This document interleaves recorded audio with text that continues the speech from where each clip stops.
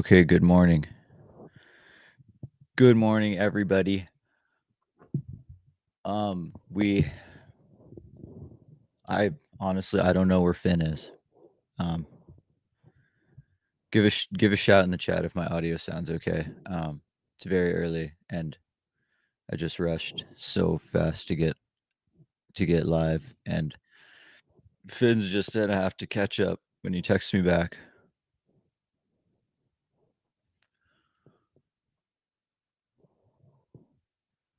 It's like that scene in The Hangover when that one guy like realizes he lost a tooth and he's just like, "What the heck is going on?" I'm like trying to process what is going on right now.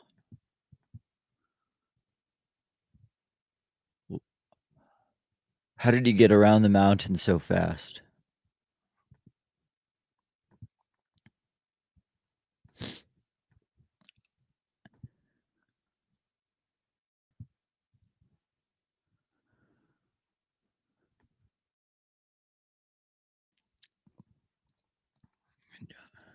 I've never seen Jim do Jim things in at UTMB before.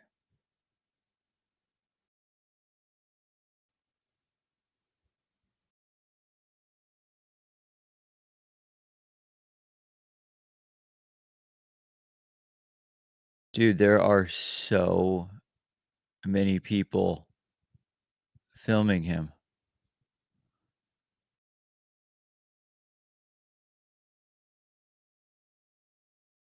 Yeah, I guess that's true. Maybe one might argue that Jim didn't do Jim things.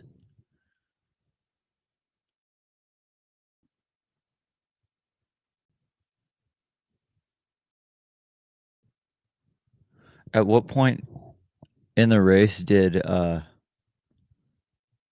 when did Jim overtake Zach?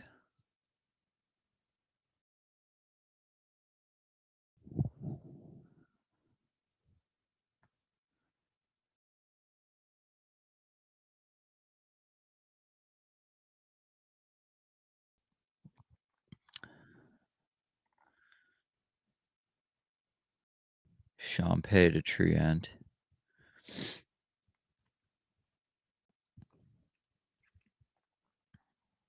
Hmm. Now, was that because, well, I guess, is that more Jim speeding up than Zach slowing down? I mean, Zach looks good right now, and Jim's like well under course record pace. So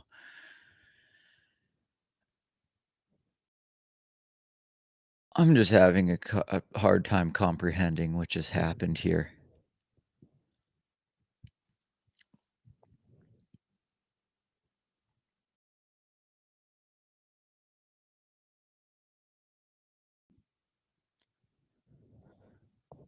This is insane.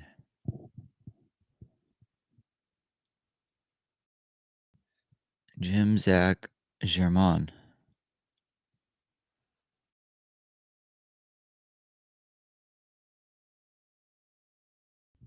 Dude.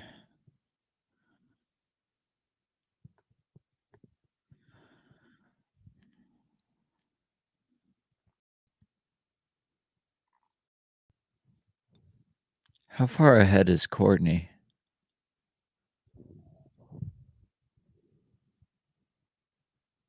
Is Courtney an entire mountain ahead?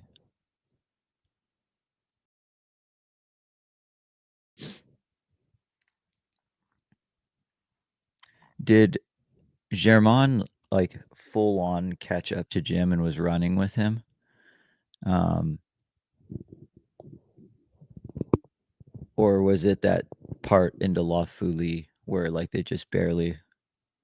Oh, Germain caught and passed Jim.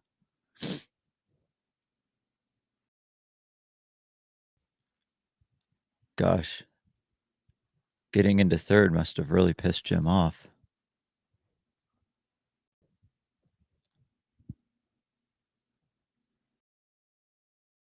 Interesting.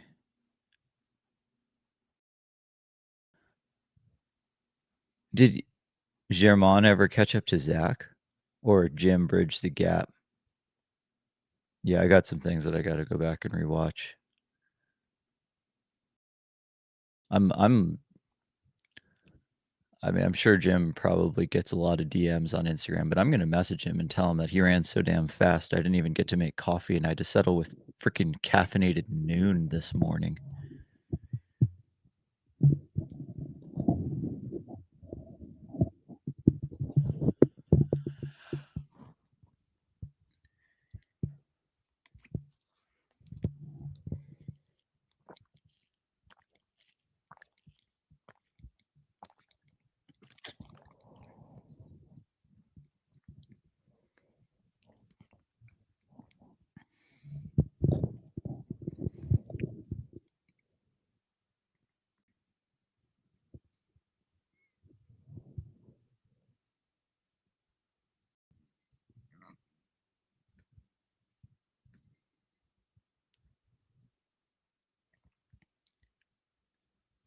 Oh, man.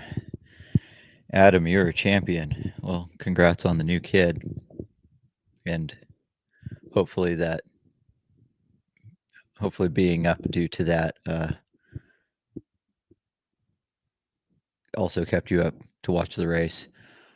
I texted Finn in all caps like 20 minutes ago. Jim is on his way to Chamonix. I'm going live. You pop in when you get this. So I don't know. I don't know where Finn is.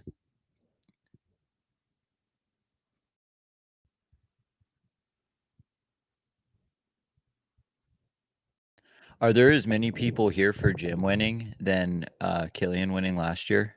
Because Killian winning last year was unheard of. Like that might have been just about everyone on earth except for me.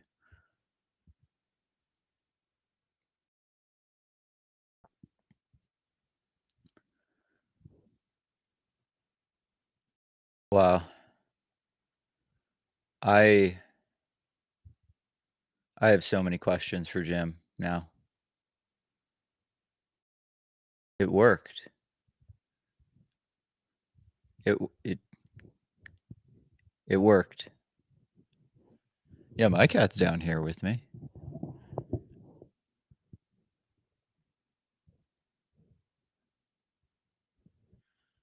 I can't it worked for Jim. His 2 years of living in France worked for him.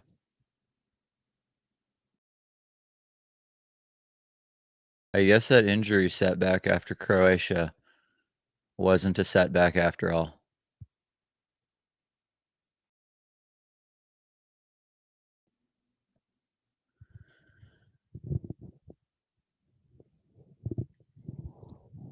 Yeah, I'm curious if Jim winning UTMB gives the Americans a glimpse of what's possible at this race, or if that glimpse is you have to move to Europe and be a French dude and be neighbors with Francois for 2 years if you wanna win the race.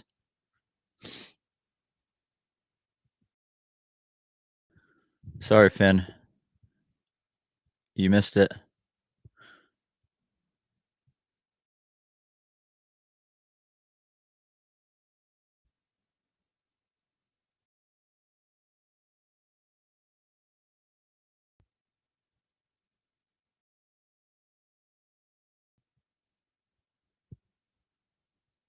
I wonder how long it takes to settle in that you finally did it.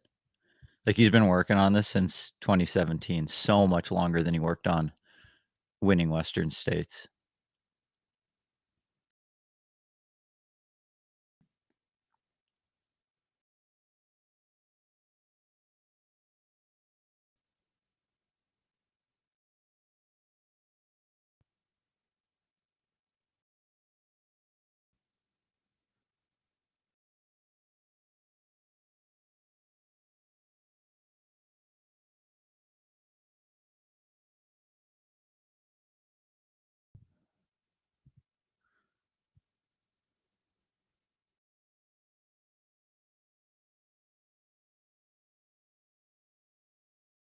Jim?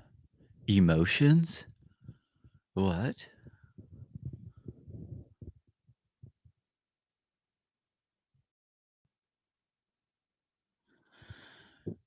I wonder if that was on Jim's mind when Killian, pulled out of this year's race. He was like, "Crap. Now not only do I have to win in a faster time than Killian's ever run."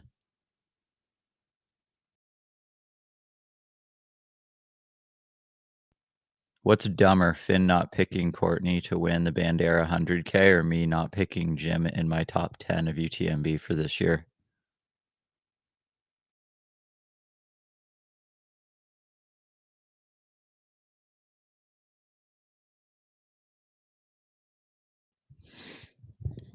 I don't even have uh, the mainstream, chat going or anything like that right now.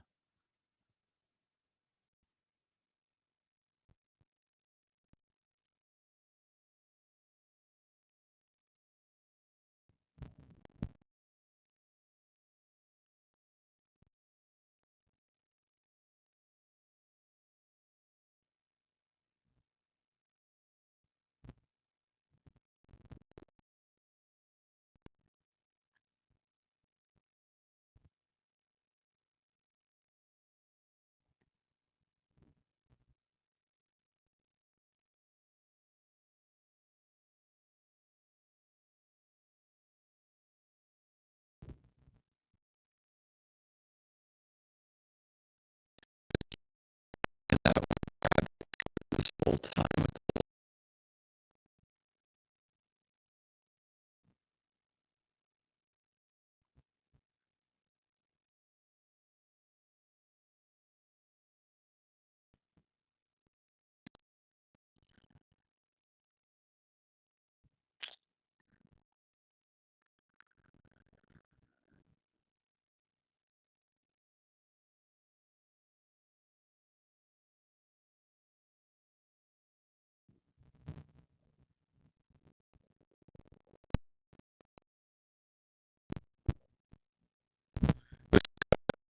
Jerk, not doing a job of commentating.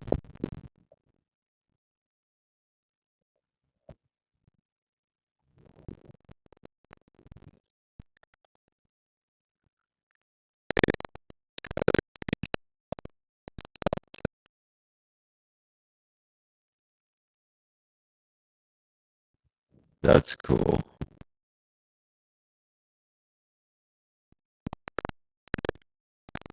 It's,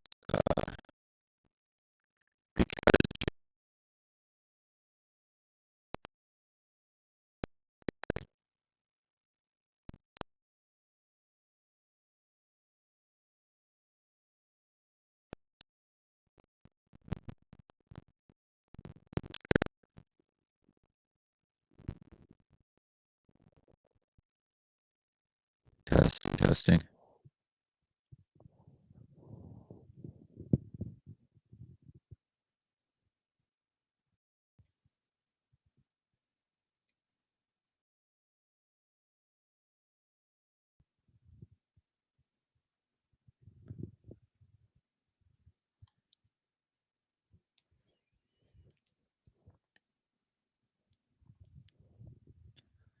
So 1937. What did Killian run last year?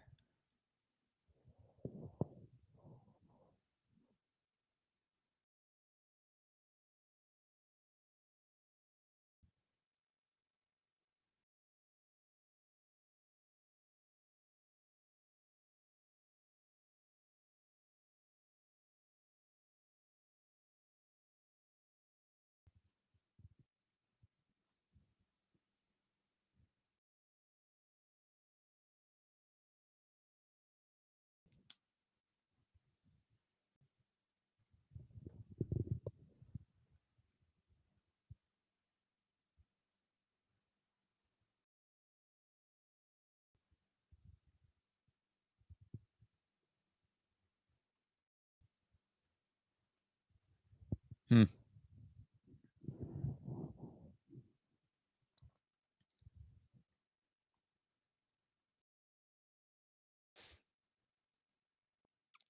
He does blame it on Germain.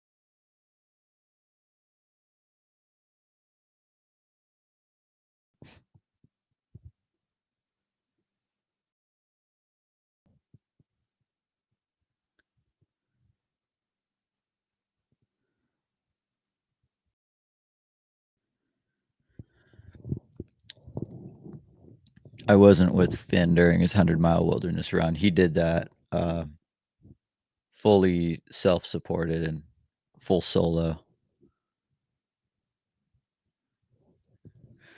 Dude, that would be such classic Finn to have slept through his alarm and, like, not be not come here for the next, like, 3 hours.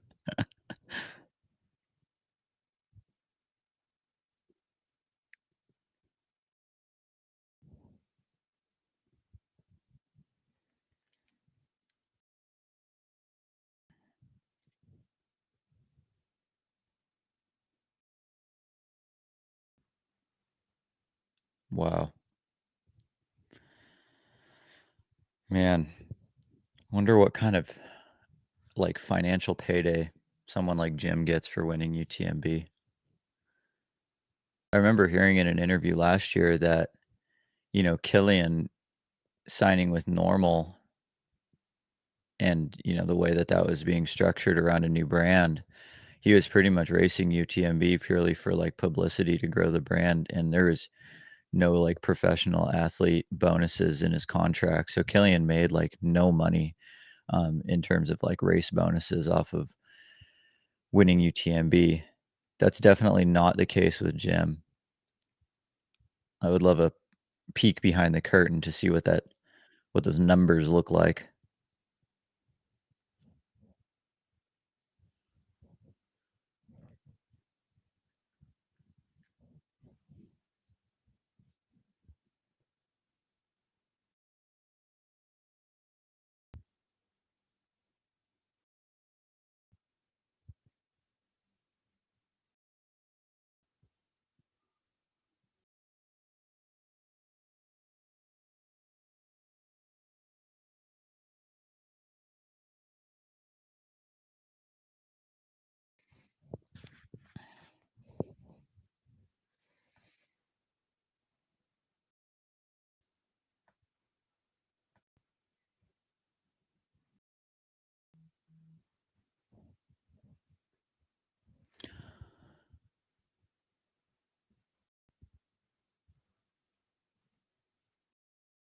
Hmm.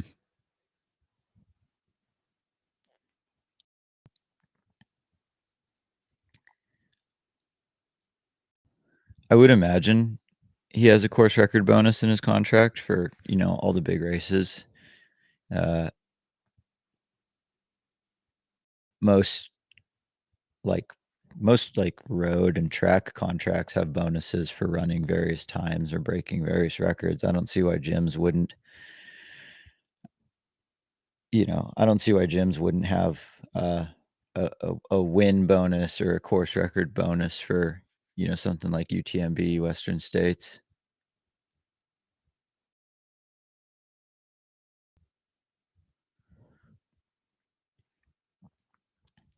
So, um, what else?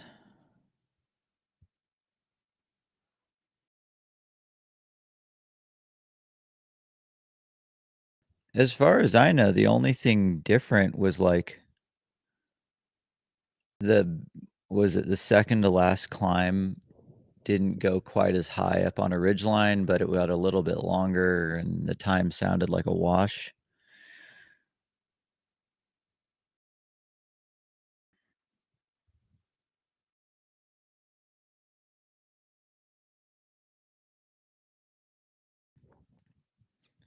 I thought Travis's 35 to 50K bonus, that doesn't seem too far off.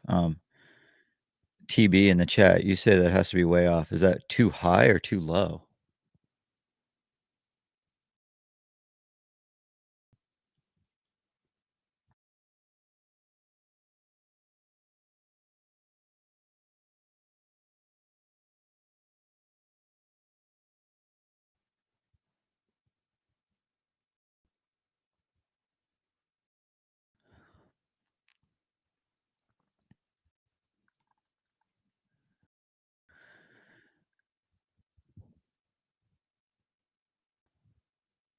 Okay, well, it the unfortunate truth of the trail world is that there isn't a single person on earth getting 6 figures for winning any trail race as a bonus. As a base salary, absolutely, but as a bonus for winning any race, there's nobody who's getting 6 figures for it.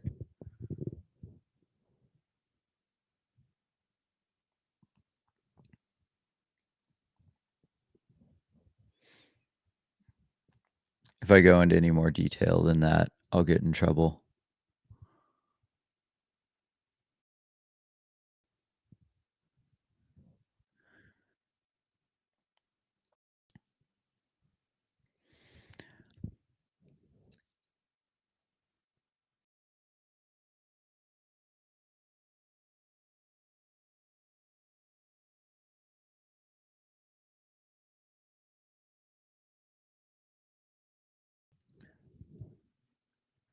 Yeah, who's gonna be more sore tomorrow, Zach or Jim?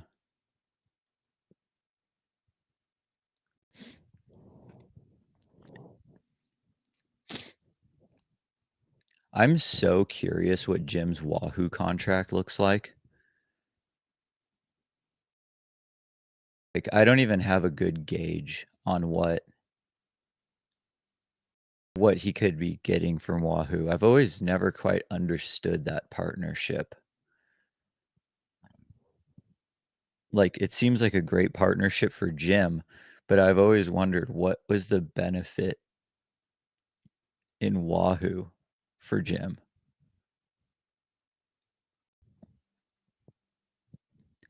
Like, does anyone own that Wahoo GPS watch? Like, did they buy it because Jim being sponsored by Wahoo?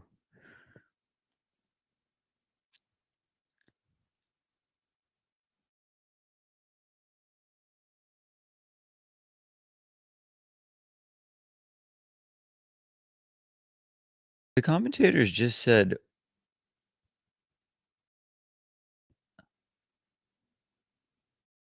the commentators just said that Wahoo is a UTMB partner. Is that true? Are they one of the sponsors?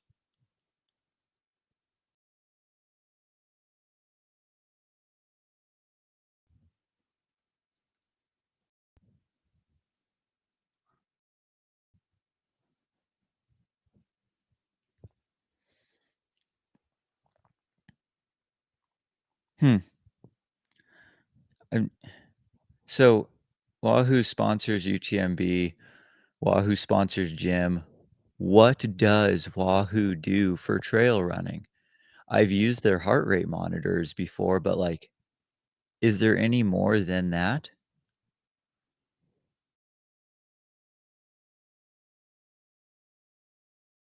All right, guys, what do we think? Zach going over or under 5 minute pace for the final, final stretch, the final straightaway of UTMB, or is this finally the race where he soaks it in? What's it gonna be? Do we see Zach Miller full sprint and collapse at the finish? My vote goes to yes.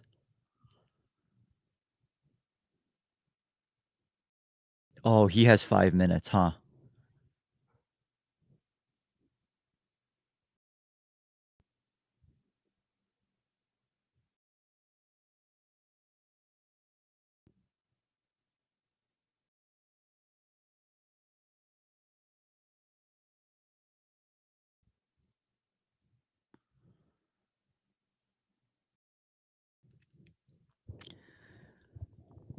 He has 4 minutes. He seems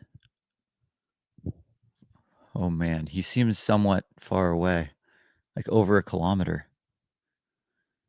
Dude, Wahoo doesn't have watches. Wahoo has a watch.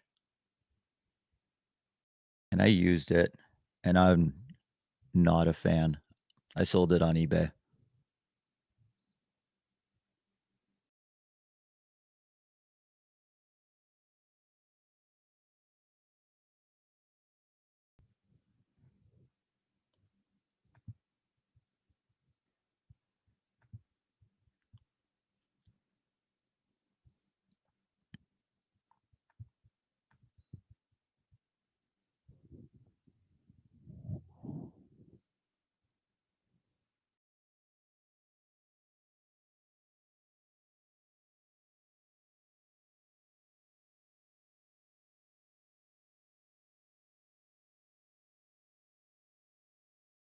Yeah. Zach Miller wants that sub 20. You're totally right. Damn. What a race. Well, the American men just went 1-2 at UTMB. I just considering that like in our preview show as a possibility, that just seemed egregious and it's just overly American. And I feel like I would have gotten so much shit for it being like Jim Walmsley and Zach Miller are going to go 1-2. Everyone would be like, of course you say that. I cannot believe it actually happened. Oh, Zach put the sunglasses on. Here he goes. The bowling ball. The cannonball is gaining steam. Everyone knows to get out of the way.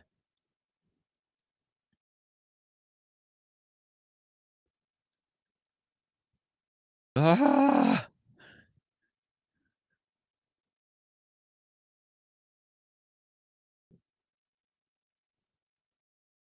Oh, man.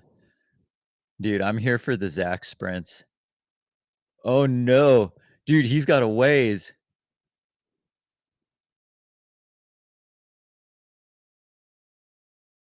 Come on. Is this the last turn?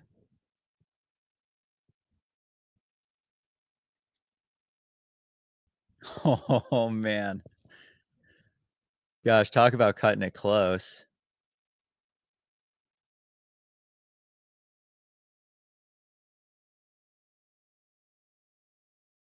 Oh, he had 60 whole seconds.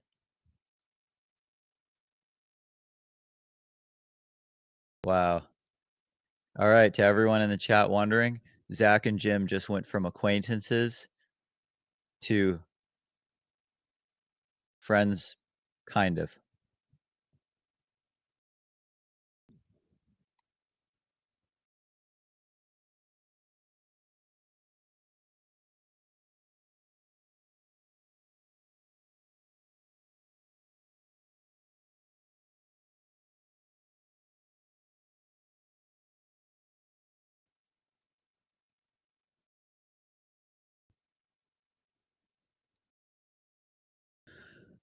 Did we just become best friends? Yup.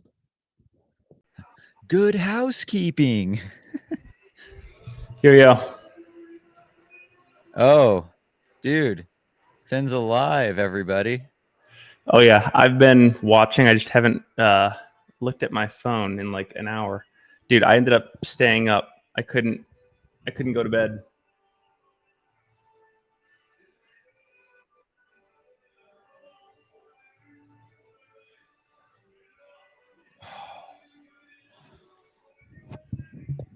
Well, there you have it, folks. Finn has been here the whole time. He just doesn't like any of you people.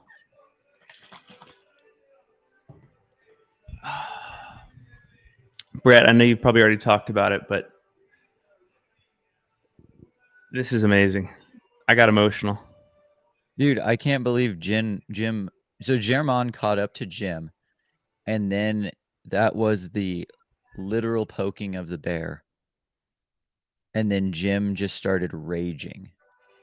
Were you watching it at Champé Lock by any chance last night? No, as soon as I cut the live stream, I went to sleep, and then I set my alarm for like 4:15 this morning, and I looked at the live on my phone, the updates, and I saw Jim Walmsley estimated 16 minutes, and I was just like, "Oh my god, it happened again." Because this is what happened last year, where I got up earlier than I thought I would, and then they finished earlier than they were supposed to.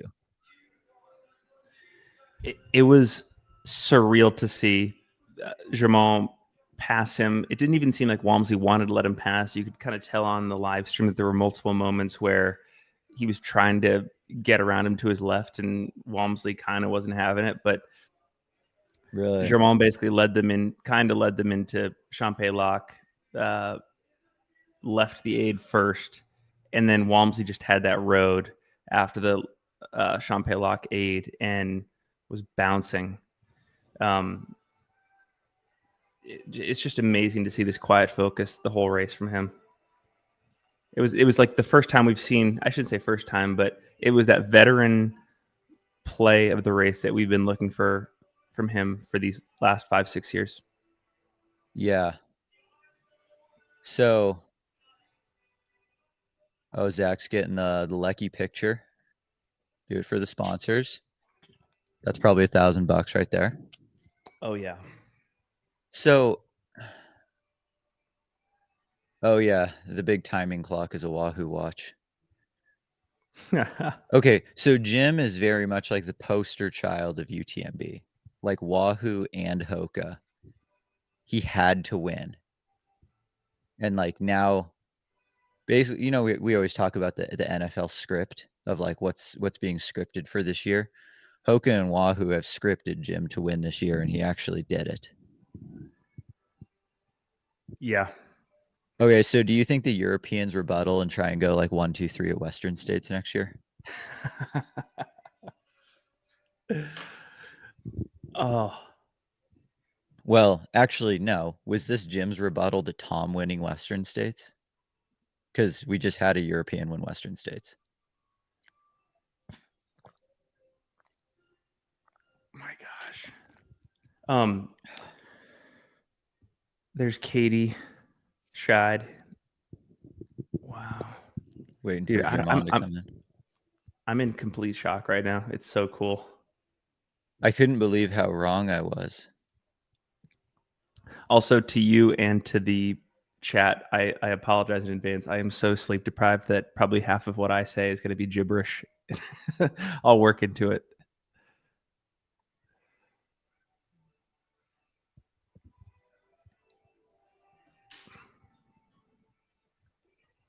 Didn't matter if it was CCC or UTMB. The golden tickets go to Americans yet again.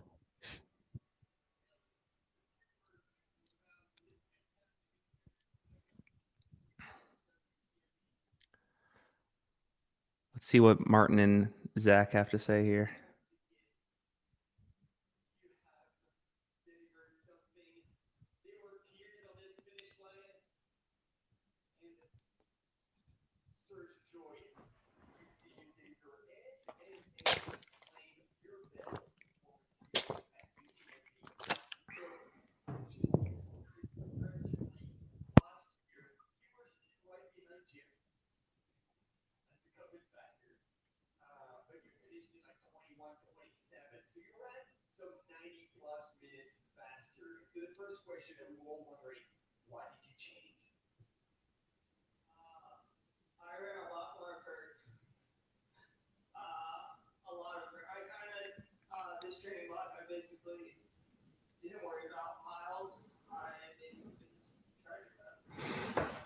Dude, Brett, if this was still a golden ticket race, is Zach taking the ticket to Western States?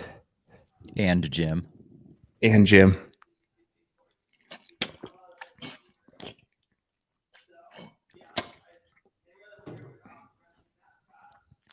So Zach kind of adopted the Euro lifestyle as well. Not so well, the Euro training lifestyle. Didn't worry about the miles, but just got a ton of vert.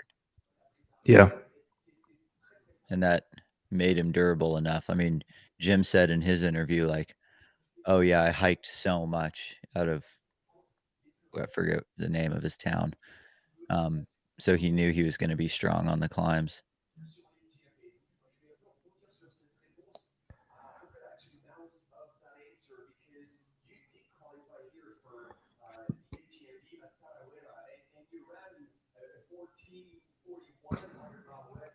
Yeah, 14:41 at Tarawera, the 100-miler earlier this year.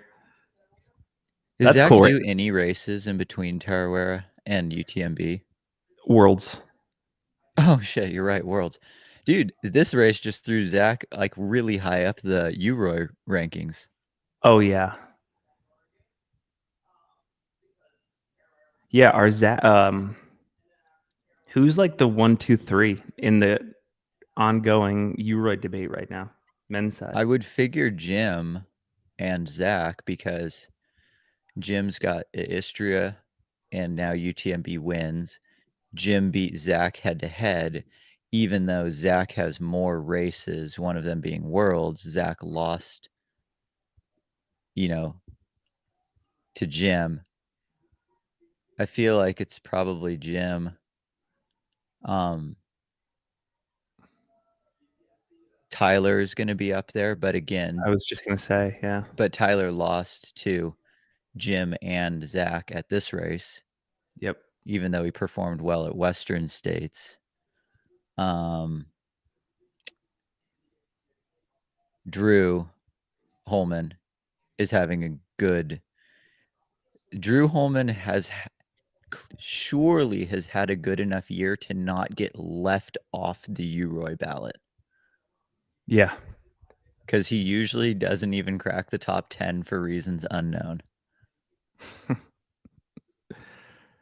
Yeah, Brett Travis in the chat's got a great quote here. Awesome moment in Valor scene when Francois told Jim, quote, "You don't take any risks now. You smash it. Zach is destroyed. Germont is destroyed." How do you not take any risks now and you smash it? Maybe something was lost in translation What the hell in is the French. what is an unrisky smash? What is a safe smash? Maybe that's the French thing that we don't understand.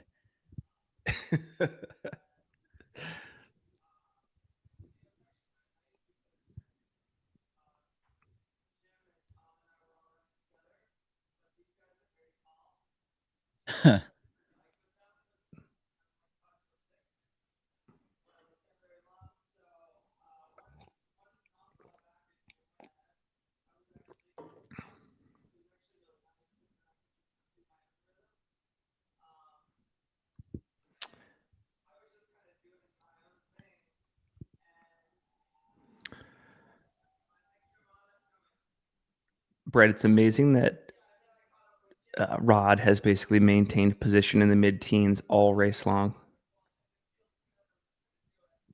Yeah. Good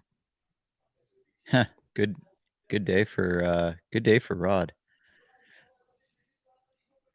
I haven't even gotten a chance to like really look at the results.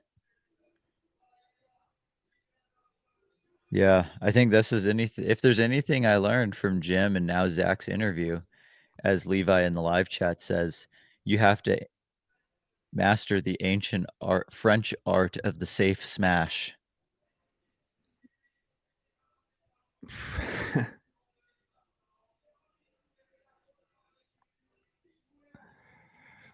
Gosh, Okay. this race was just as fast as last year through the whole podium. Like, I mean, faster. Maybe this is, yeah. Is that 1937 that Wamsa just ran legit, even with the course changes? Yes, the numerical minds in the chat say it is.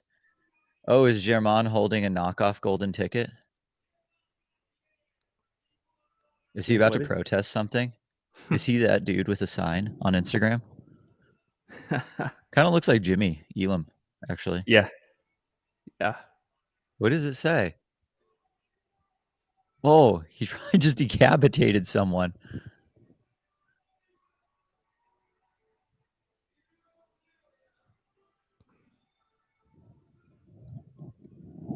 Dude, Dan Jones sitting in 13th place. I know. Yeah, so my fantasy free trail picks for UTMB didn't quite pan out. I'll get points for Germain, but the only people that I'm looking like I'm getting points for are Germain, Tyler Green, and Hannes Nomberger. Let me pull up my picks here. My picks were actually my picks were a full blown dumpster fire. Actually, Leah's still Yeah, hanging on for top 10. that's so cool. Yeah. Let's see. I Mine are largely, I think I got like 6 of the 10, but out of order. We've got Lucia Bueller's withdrew from the race. Damn, dude, Aroa CO is in like 2000th place. Let me click her name to see if she actually withdrew.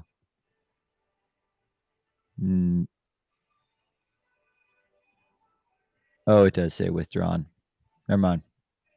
Withdrew at Courmayeur. What about Jeff Mogavero? Withdrawn at Courmayeur. Or no, Breton. So, okay, Leah, nice.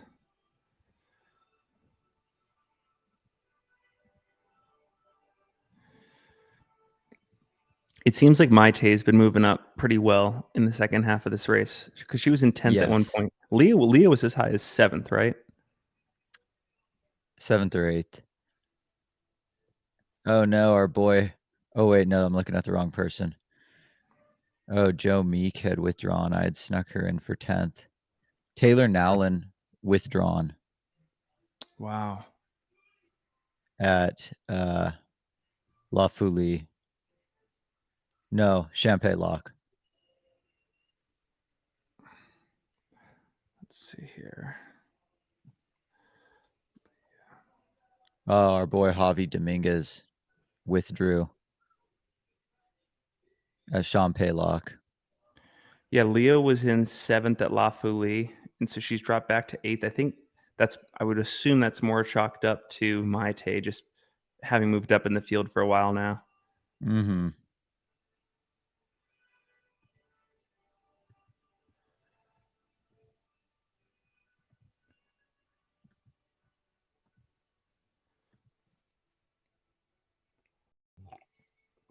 I want to know what Yeah, was was on that anyone able to sign. get a read on his sign? Yeah.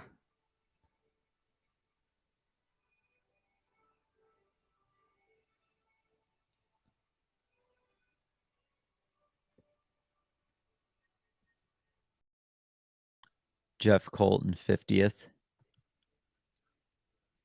Nice. It'll be good for him to get the experience of the loop. Dude, I'm impressed with Dan Jones. Yeah, I mean, we saw him halfway through the race, He looked like doo-doo. classically looking pretty worked, but we were not phased. So Courtney DeWalter's in 24th overall. Could end up being similar to 2019, where I think she got just inside the top 20. But I still think, just looking at this men's like 11 to 20, I think she could get as high. It's tough to say. I think she could get as high as up as 16th or 17th by Chamonix if she's moving well. Is Courtney anywhere close to her course record? She doesn't look like she's moving that well, actually. Yeah. Like she's moving well enough, probably still to win, but Courtney looks tired. Yeah. This looks closer to what Courtney looked like at Hard Rock. Right. Yeah. So I'm just trying to do some math here. 4. Yeah, Canyon Woodward up to 30th. That's pretty cool.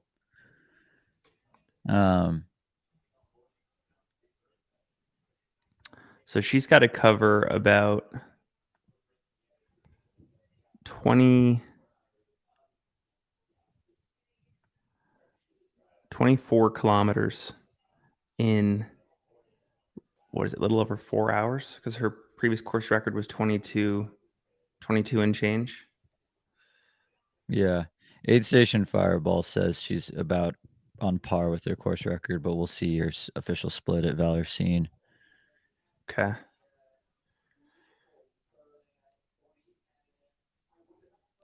Yeah, because she ran 22:30 in 2021. Um, So, Finn, I think you were still offline, but there was a question in the chat of what's what's bigger, Jim finally winning UTMB or Courtney winning this Triple Crown? I think Jim winning because that's a that's a I don't want to say curse, but that's been a hurdle for the last 20 years, and it's this known benchmark in the community. Whereas this triple's a pretty new conception, Mhm. Well, and because the triple's insane. It's not even like yeah, it's not a thing I don't like who but I think we also always I don't put even the know. triple, Courtney completing the triple and winning all 3 races, especially by the time she got to UTMB, as like a 50-50 thing. It was like, Yeah. yeah, I probably think, 50-50. I Whereas agree. I Jim, think Jim's win will get more publicity. I think Courtney's triple is more impressive. yeah, I But I think, yeah, Jim's win will get more press.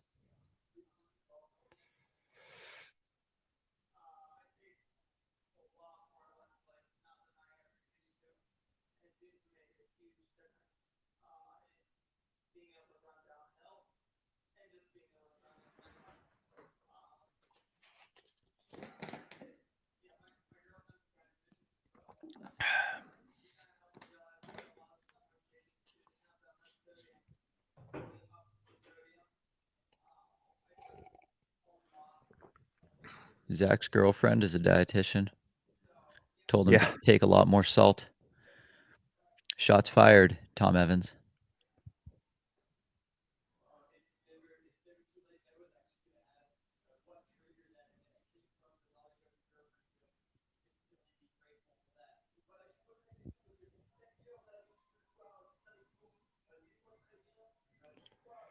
All right, Courtney, maybe 500 feet away from Valor Scene Aid Station right now. I know this spot very well. Mm, There's one very imposing climb left on this course, and then a descent into Chamonix that starts pretty technical. It is not home free when you crest the top of this climb, yeah, and which is basically straight ahead. It's to the left a little Courtney bit of that. uh, Courtney biffed it at Hard Rock. She finished the race pretty like all bloody on her elbow, and like her shoulder was all dirty. So like Courtney's not one to like guarantee a beautiful descent. Courtney is a bit of a shuffler, so like when you do that, you're gonna kick rocks.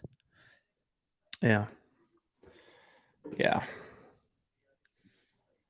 So I don't think there's really any man in the like sport who could win Western States, Hard Rock, and UTMB in the same year right now. And I think part of that's due to, the men's side of the sport being a little more competitive than the women's. But like, what men are there any men that could say even just podium at Western States, Hard Rock, and UTMB in the same year?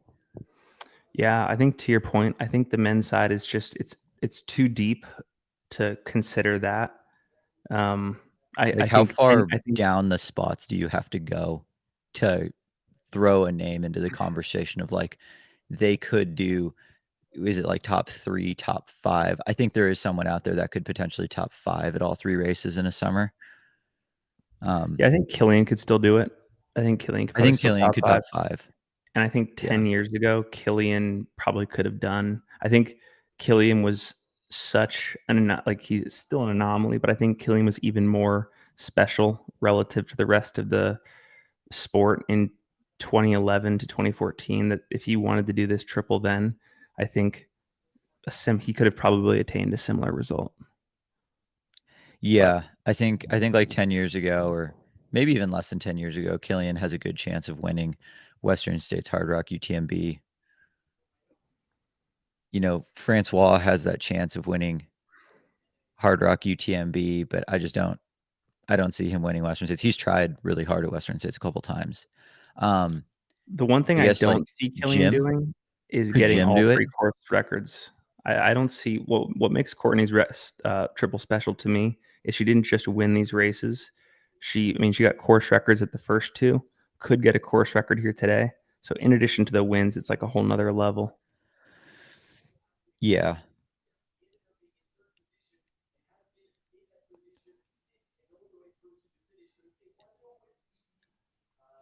Yeah, I think I agree with Aid Station Fireball. I think Killian's days with Western States are done, which, yeah, I get that. Killian likes mountains. Western States is hilly. Yeah. Yeah, I Courtney's hope eating. Tom is okay. Courtney's publicly eating. I think she just ate a spring energy gel.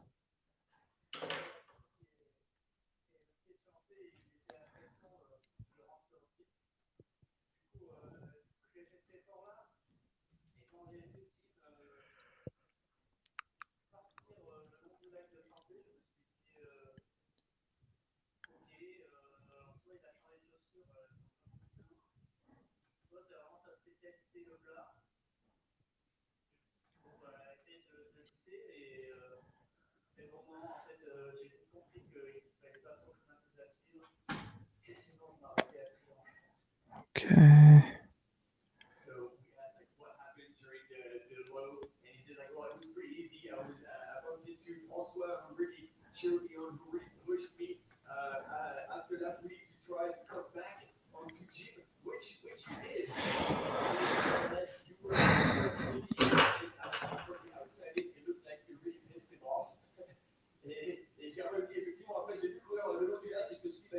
And Courtney's out.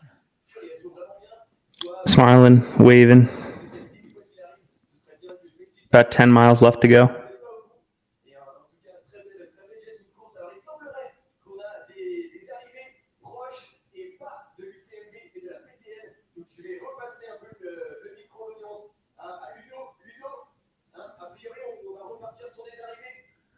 Dude, Courtney's just like such good vibes all the time. I know. Like, that truly is a superpower.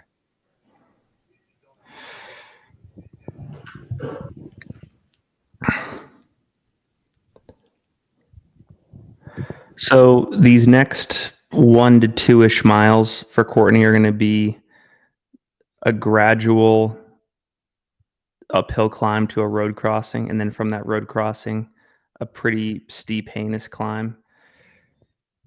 It's really good to see her jogging this out right now because she's probably got 2 to 4% grade climb underneath her right now. It's not flat as the. I was gonna say, is it like douche grade where you should run it? You should run it if you are in hunting mode or still competitive. You should be jogging it, yeah, and she's doing that. That's rough. That's hard. Yeah. Oh, Lordy. Dude, I didn't even get to make coffee this morning. I'm surviving off of caffeinated noon. If you want to go make some, I can hold the fort down. It'll take too much time. Actually, okay, let me look at the splits. I just need to heat up water. My coffee's ground and everything. Not Yeah, that I just for the you did. chat, just letting you, I didn't buy pre-ground coffee. I would never do that. I ground the beans last night.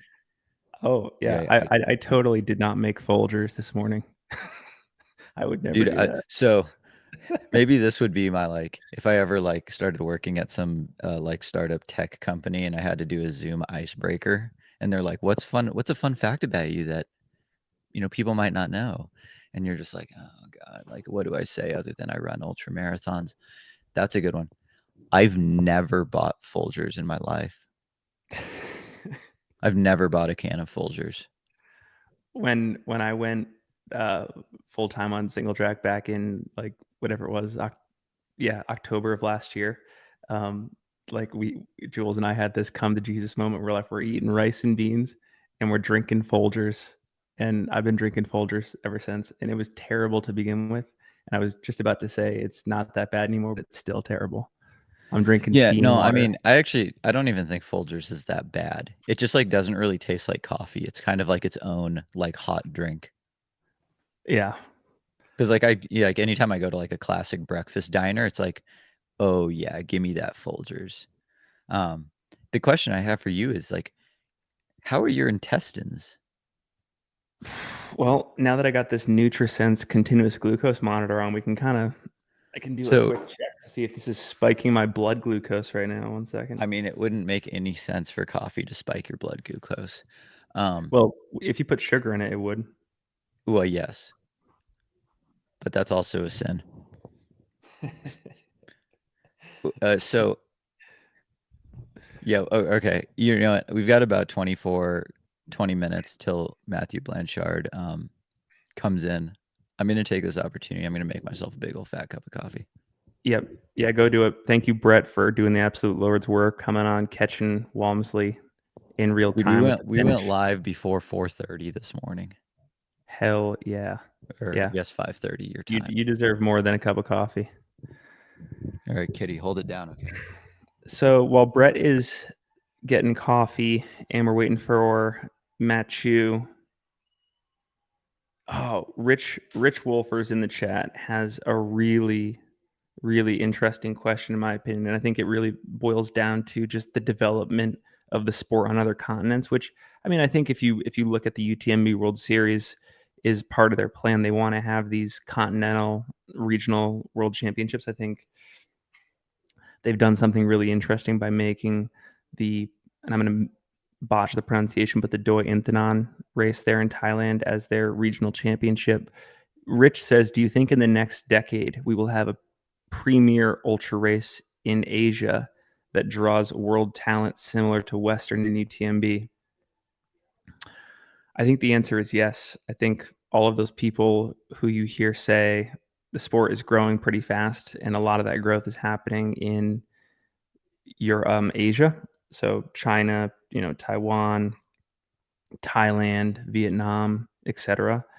Yeah, I think we could very much see a lot of the progress made over there. It's a really good question though, and I maybe to throw it back to this chat. Are there any other races in that region that anyone in this chat has done or is excited about and could see taking that throne, becoming that attractor? Yeah, Liam says the Hong Kong 100. I agree.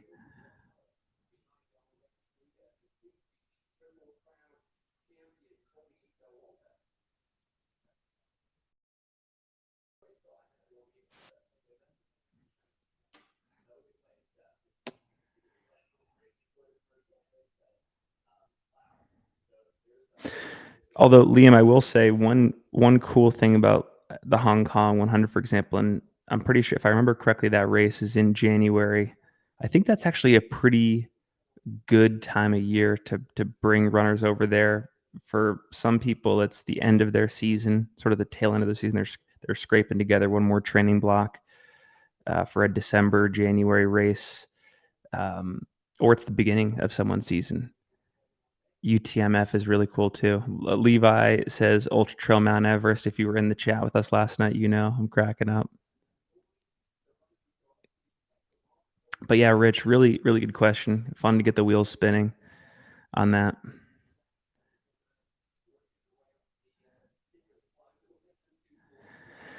Yeah, I think Debo is a big fan of UTMF as well. And I can't remember the race that he did earlier this spring. Him and Ryan made a video about it on YouTube that is good. Go check it out. Or they did like sort of their own window seat series about the trip.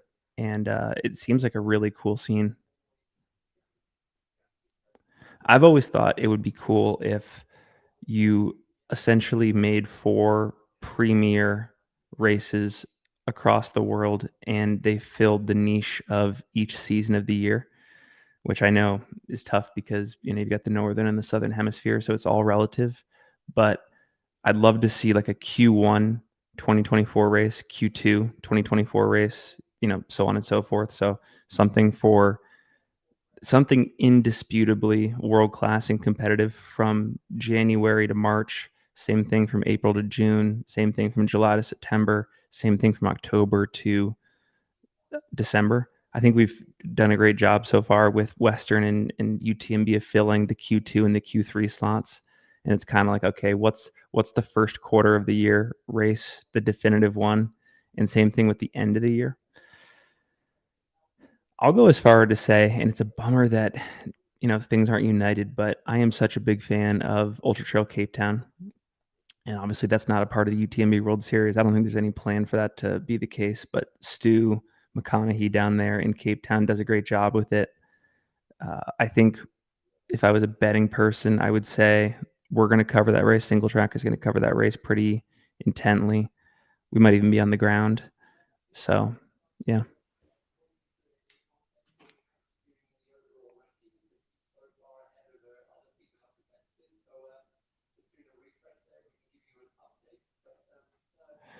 Yeah, so Travis Longcar, and I'll have to go find this tweet, so I'm paraphrasing. But again, there apparently there's a Zach Bitter tweet out there. Zach Bitter, obviously, famous ultra runner in our sport here in America. He says, "Okay, France, can we have Jim back now?"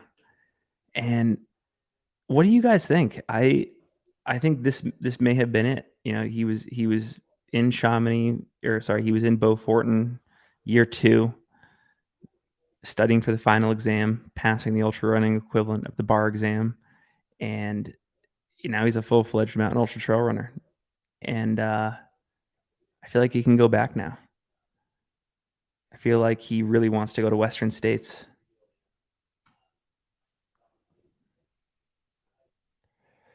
So here's a question. Is Jim still going to do that Nice Côte d'Azur race at the end of September, at the end of this month, and get a golden ticket?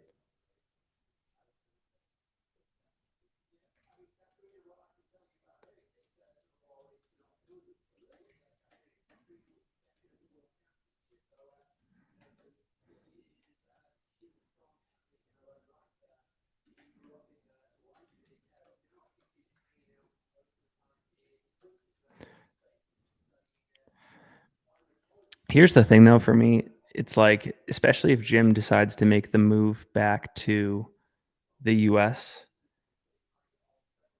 sooner rather than later, why not? I mean, he could get a golden ticket at will anywhere. Why not do Black Canyon? Jim has never done the Black Canyon 100K. That's in his home state of Arizona. I feel like, given the rising stature of that race, that would be a great one for him to line up at.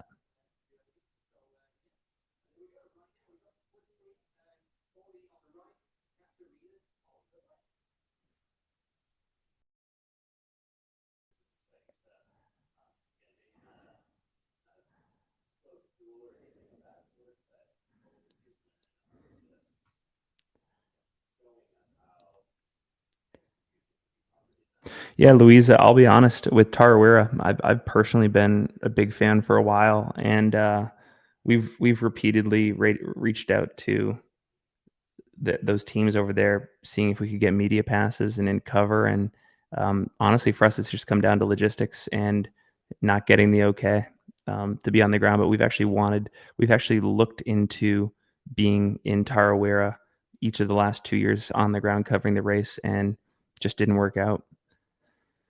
So it's not for a lack of interest, I can promise you that.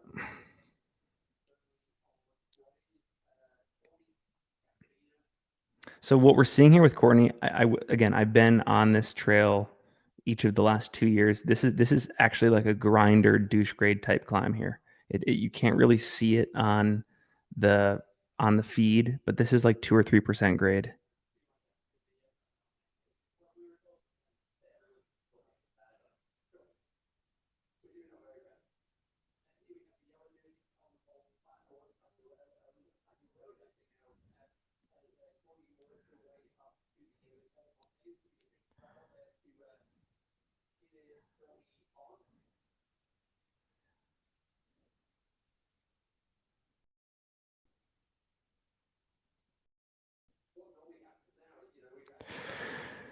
Alex, I am racing the California International Marathon at the beginning of December, partly inspired by a guy in the chat here, Rich Wolfers, who raced it last year.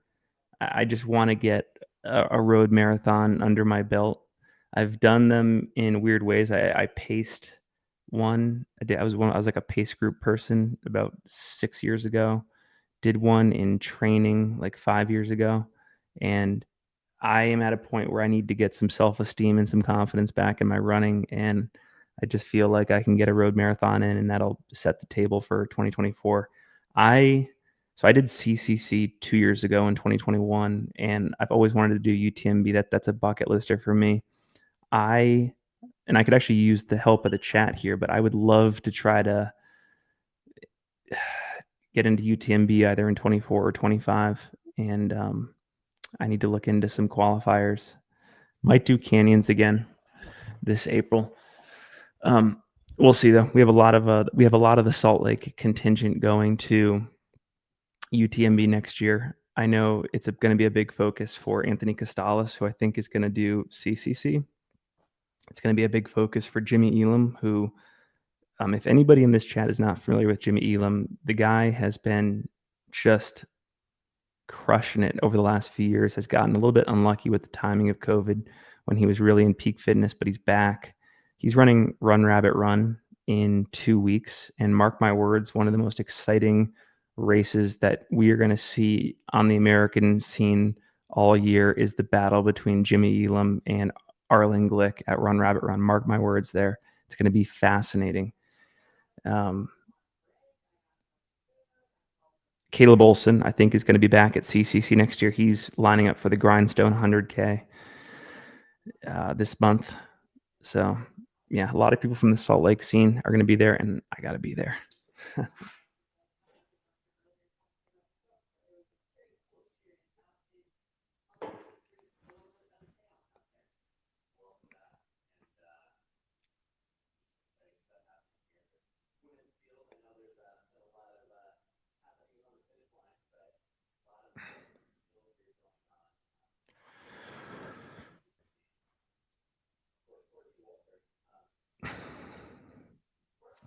Brett is back. Brett is in the process of getting caffeinated. I'm back. Oh, sorry, Alex. CIM. I'll be doing CIM. Just I've made my coffee. So while you were gone, there was a interesting question in the chat from Rich who said, fast forward 10 years in the sport, do you think more regions of the world, particularly Asia, will have races that are as prominent as Western UTMB and attract fields? And my personal answer was yes, but we just need to make sure that they're at different times of the year and that these races aren't really competing or overlapping. Like I was proposing thinking of each year in terms of quarters and making sure in the sport that we essentially have 4 great races in each quarter of a year.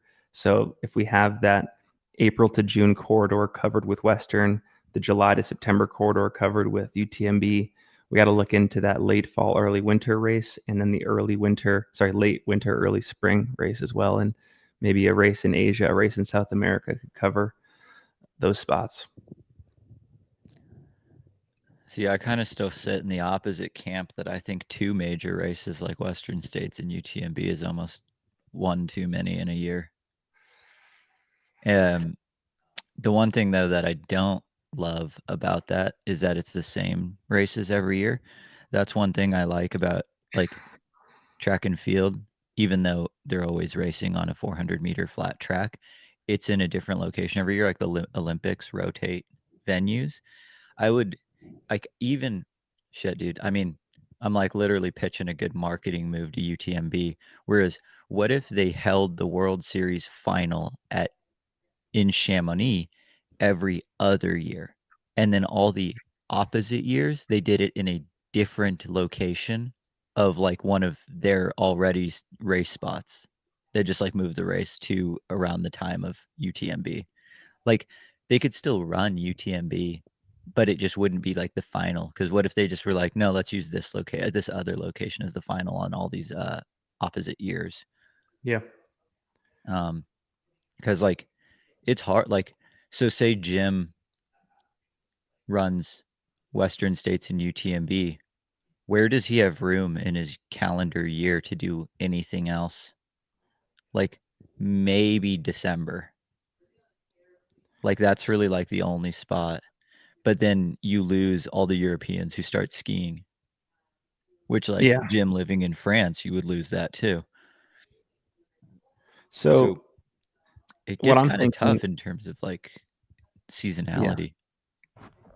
what I'm thinking about with this 4 race year spread out is you're going to ultimately, as the sport grows, you're going to have a whole cohort of great athletes who are going to be experiencing winter in their home mountains when it's summer in these mountains, and is like UTMB or some other race organization, because of that northern hemisphere southern hemisphere split, are they obligated to create an elite race calendar with some sort of either semifinal or final that caters to that reality, so that if you're living and training in Patagonia, for example, Mhm. it's not the dead of winter when you're getting ready to peak for UTMB. Totally. Yeah. That would be nice, and I feel like if there's a big enough market in the Southern Hemisphere for something like that, it will exist. Um, Um, I guess oh, a counter argument is, like, maybe you should build it first, like, if you build it, they will come, like, create yeah, that race. But, like, the that's a golf massive example here is investment. good. The what? The golf example here, the rotation they have, which I Mm, think is kind of to your point about every other year in Chamonix. yeah. Um, and I feel like there would be pushback against Chamonix to not have UTMB every year in Cham because it's such a economical, uh, stimulator. Like, the amount Chamonix and the surrounding towns, um, they do pay money to have the UTMB course come through their towns and, like, be able to host the aid stations, but it's also a massive revenue driver because the amount of tourism that they get over the few weeks leading up to UTMB and through UTMB, so it's, like, absolutely worth the investment for, Courmayeur to give UTMB $1,000,000 Yeah, to be able to be the Courmayeur aid station and start the race there. Um, yeah,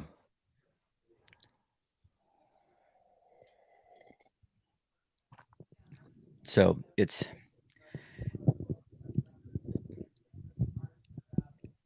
like, I always worry about, as the sport gets bigger and, like, say, a race like Western States can't, it goes 2 ways. It either becomes even more exclusive and even a bigger deal if you get into it and win it because it's so hard to just get on the start line in the first place, or does the barrier to entry get so hard that people give up and that opens the door for something in the first half of the year?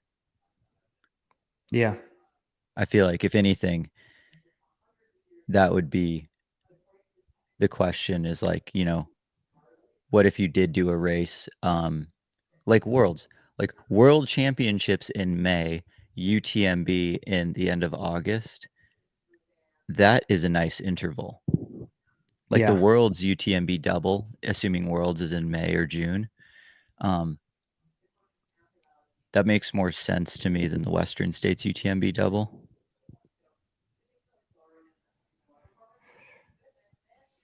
yeah. And to Rachel's point here in the chat, gosh, we're Mm, gonna we're gonna have a really interesting dilemma, not next year, but 2 years from now, when the long trail world championships and the rest of the trail championships are going to be in the, I believe, Spanish Pyrenees, the mhm. same month that UTMB goes on, or sorry, within a 4 week window of UTMB. I think the trail world champs are going to be sometime in mid September, and Oh, they're UTMB will gonna be, be after UTMB? I think, after UTMB by a couple weeks, but in the same window essentially.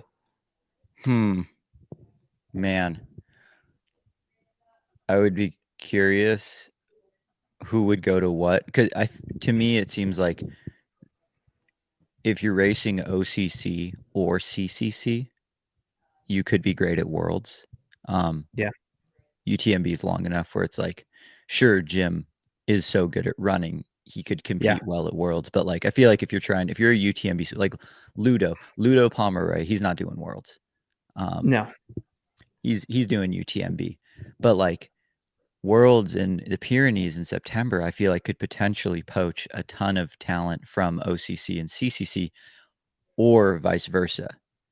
I think it might come down to the motivation. And that could purely at that point it could be a financial thing. Like Finn, if you have a chance to become a world champion and you'll get a $10,000 bonus for winning worlds, or you could get $20,000 for winning CCC, but you're not a world champion, you're a CCC champion. Which one do you do? So I am, to me, it's obvious, but I may be going against the grain. I'm taking the world championship and $10,000 every time because I still think, in the context of life changing money, the delta between 20K and 10K is pretty insignificant. Like, I don't think 20K is life changing for runners in this sport. And there's just the increasing pedigree that's coming with now representing your country in this sport. I think it's been really fastly changing in the last 2 years in Mhm. particular. I actually think that by 2025, I think that even with the competition scheduling wise with UTMB, I think that the trail world champs in 2025 are going to be as, if not more, competitive than the Innsbruck championships. Like, I think Mhm. for sure, we're going to be seeing Jim Walmsley racing the 80K World Trail Champs in 2025 in the Pyrenees. Mhm. I agree. I agree with all that. I just hope that like the gap year is a good thing for worlds and that it doesn't like lose momentum, you know? Because I feel like the Thailand Innsbruck, even though it was like crappy from a race schedule standpoint, it was great Yeah, from a media standpoint.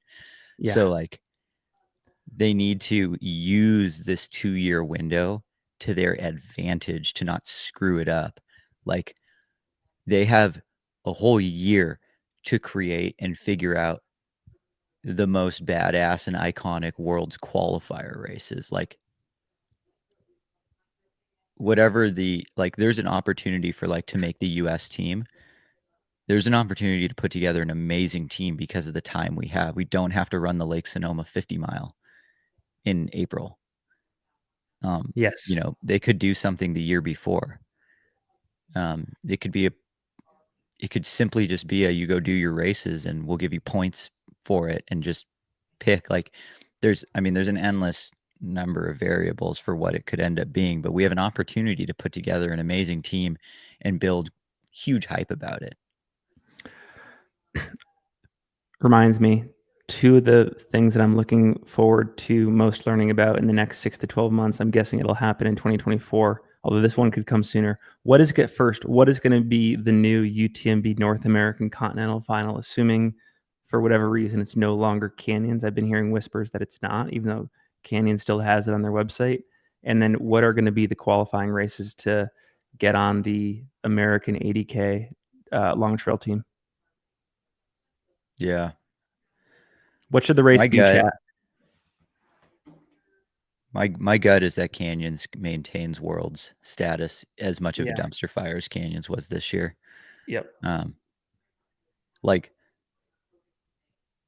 they have the most experience at Canyons in terms of like they learned probably I mean hopefully I hope they learned about a lot of mistakes that they made last year at Canyons to make it better. If they did it at like Grindstone or Kodiak or one of these races that they haven't done before, it'll just be a repeat of the Canyons dumpster fire again. Like they should just let it continue to be Canyons and just try and do it better. Like quit Michael Scott, snip snap, snip snap.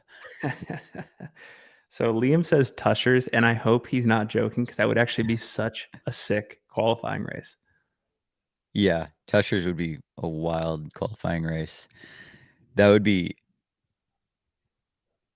that would be a really difficult qualifying race for Worlds, um, which makes sense. Like that's a good one, but like having run the 70K there, oh man, I don't want World spots on the line being out there. I was just trying so hard to survive that course, but if Tushers became really competitive, um, and like top 3 made Worlds teams, you would get a good team out of that. Um, now that I'm just like rambling out loud for a minute, the biggest problems that I remember Jamil talking about for Tushers is permit sizes. They just wouldn't be able to put together a big enough race. Like they would have to have potentially an elite only race for Tushers, which would be also sick. So Liam asks if the qualifying race should be reflective of the world's course, or does it not matter? I personally think it should be reflective of the world's course. I think that a lot of the athletes that do ultimately qualify for the team and do well there, they're such good athletes and they're so versatile that they can adjust as needed. But I do think there's a sense of fairness in letting people roll successive training blocks that make them further specialize, further prepare for the demands of the biggest race. And so Mm-hmm. I do think it. I think that this time around, the team that decides the qualifying race is obligated to find the most applicable course. What do you think, Brett? I think it should at least be close. Like, I mean, I really think they got lucky with Lake Sonoma. Um, you know, they just happened to get 3 people who ran well at the race that also happened to be really good at running mountains. But I would love to see something a little bit closer. So, We've got Matthew Blanchard coming in right now. pretty impressive Western States UTMB double finish.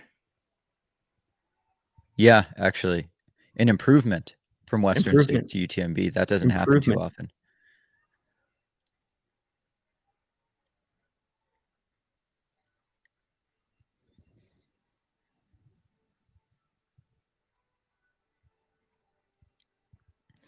In a sense, in the context of the Western States UTMB double race, he was kind of racing Courtney. They sort of finished close together at Yeah, they're Western 1-1 States. now. Although I guess it's not fair because Courtney did Hard Rock too. I wonder who would have won Yeah. this Western States UTMB double if Courtney had not done Hard Rock and was just doing Western UTMB. Would Could Courtney Courtney have literally be top five running? tier if she didn't do Hard Rock? I mean, my knee-jerk reaction was no, but then I just remembered how good she did at Western States. I think Courtney's inside the top 10.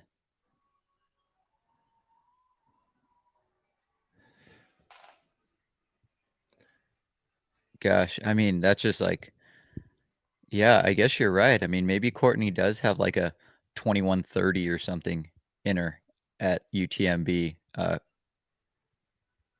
if she has the day that she had at Western States.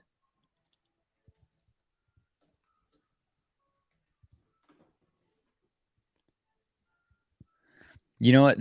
I think this 4th place is really impressive for Matthew because he essentially had the race of his life last year, and it's so hard to repeat upon something like, you know, they say like repeat champions, or it's so hard to be a repeat champion, and Yeah, like to come back and race this well the year after being like essentially on cloud 9.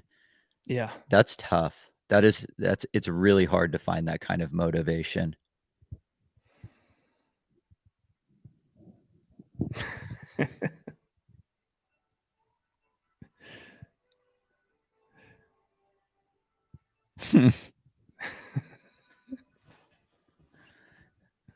Yeah, why did you say acknowledged organism?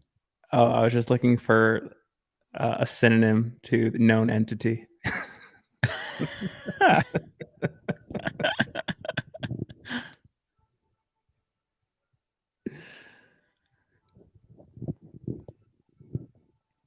Dude, in the UTMB live chat, like literally every other comment is either what happened to Tom Evans or I just woke up, who won? Both of those answers you can find on your damn own. Like, good lord.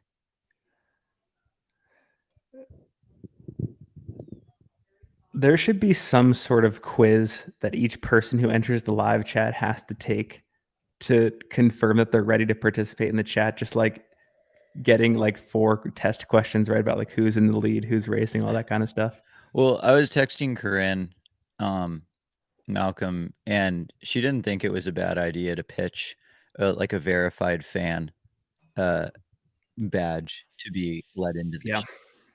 Like, you know, you if you wanna participate in the you can watch the live stream, but if you wanna be let in the chat, you have to, go through the verified fan thing. Maybe that's creating a UTMB account. They could easily spin it on they could make a marketing move, like, create a UTMB account. You opt in to receive UTMB marketing emails. People are moaning and groaning probably at the thought of that, but, like, they have an opportunity to clean up the chat a little bit, make it better, as well as, probably increase their email list. I mean, it they literally did this to get, concert tickets for Taylor Swift's Eras Tour. You had to register and become a verified fan and, like, make sure Yeah. you were a real person and not a bot to be eligible to buy tickets when the first round went. Um, Okay. why not do something like that to be in the chat?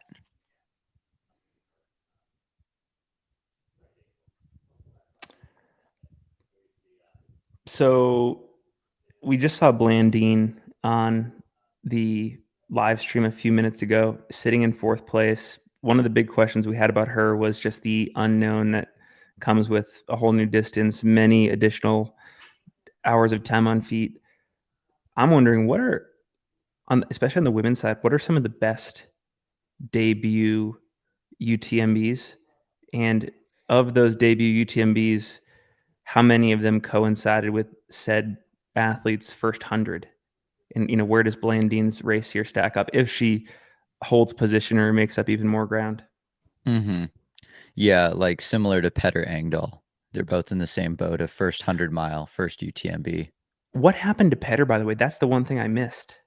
Oh, wait, actually, time out, you're right. I didn't think about that until just now. Um, anyone in the chat got updates on Petter? He withdrew.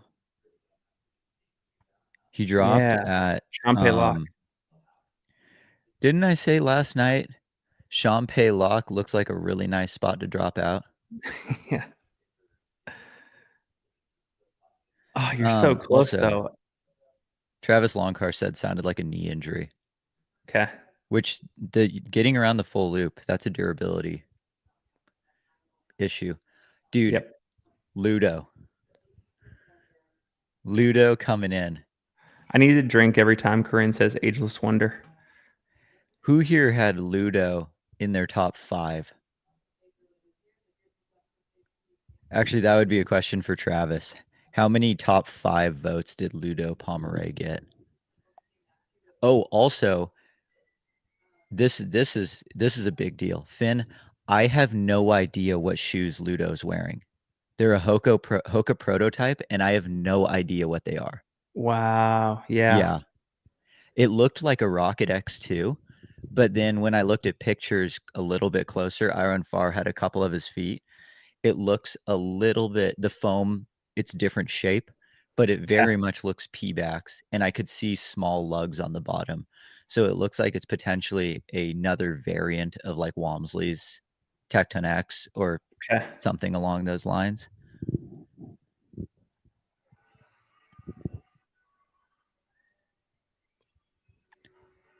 But, we had kinda talked about it in some of our conversational pace reviews and that we were a little worried that Hoka's footwear lineup was perhaps getting a little stale because they've been using the same EVA high Yep. cushion rockered formula for a while. It's cool to see Hoka being the brand at UTMB this year to have, like, some unknown prototypes that their athletes are wearing. I know. Like, they've never been that brand before.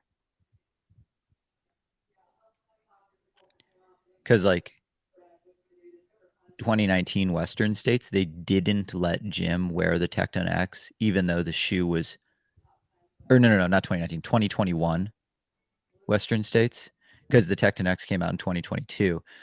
Tecton X 2021 was ready. The shoe was done. It was finalized. The production, because of COVID, just hadn't ramped up to the point where they could make a sizable amount of units. So they didn't let Jim race in it, and Jim had to go Evo Speed Goat again. I thought that was a huge marketing mistake on Hoka's part.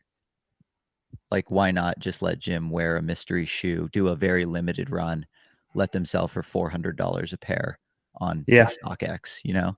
But Yeah. they didn't do it, and instead they waited a whole nother year, and then North Face came out with the Flight Vective, the first ever carbon-plated, like, trail super shoe, and Hoka lost their momentum.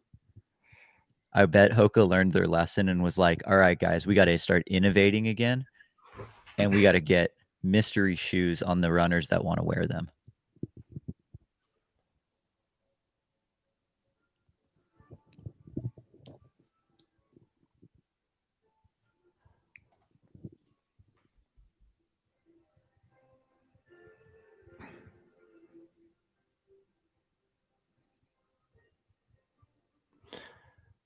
Ludo's had a big summer. Western States paced Aurelian at Hard Rock, put a lot of miles with Aurelian on the Hard Rock course. Now this.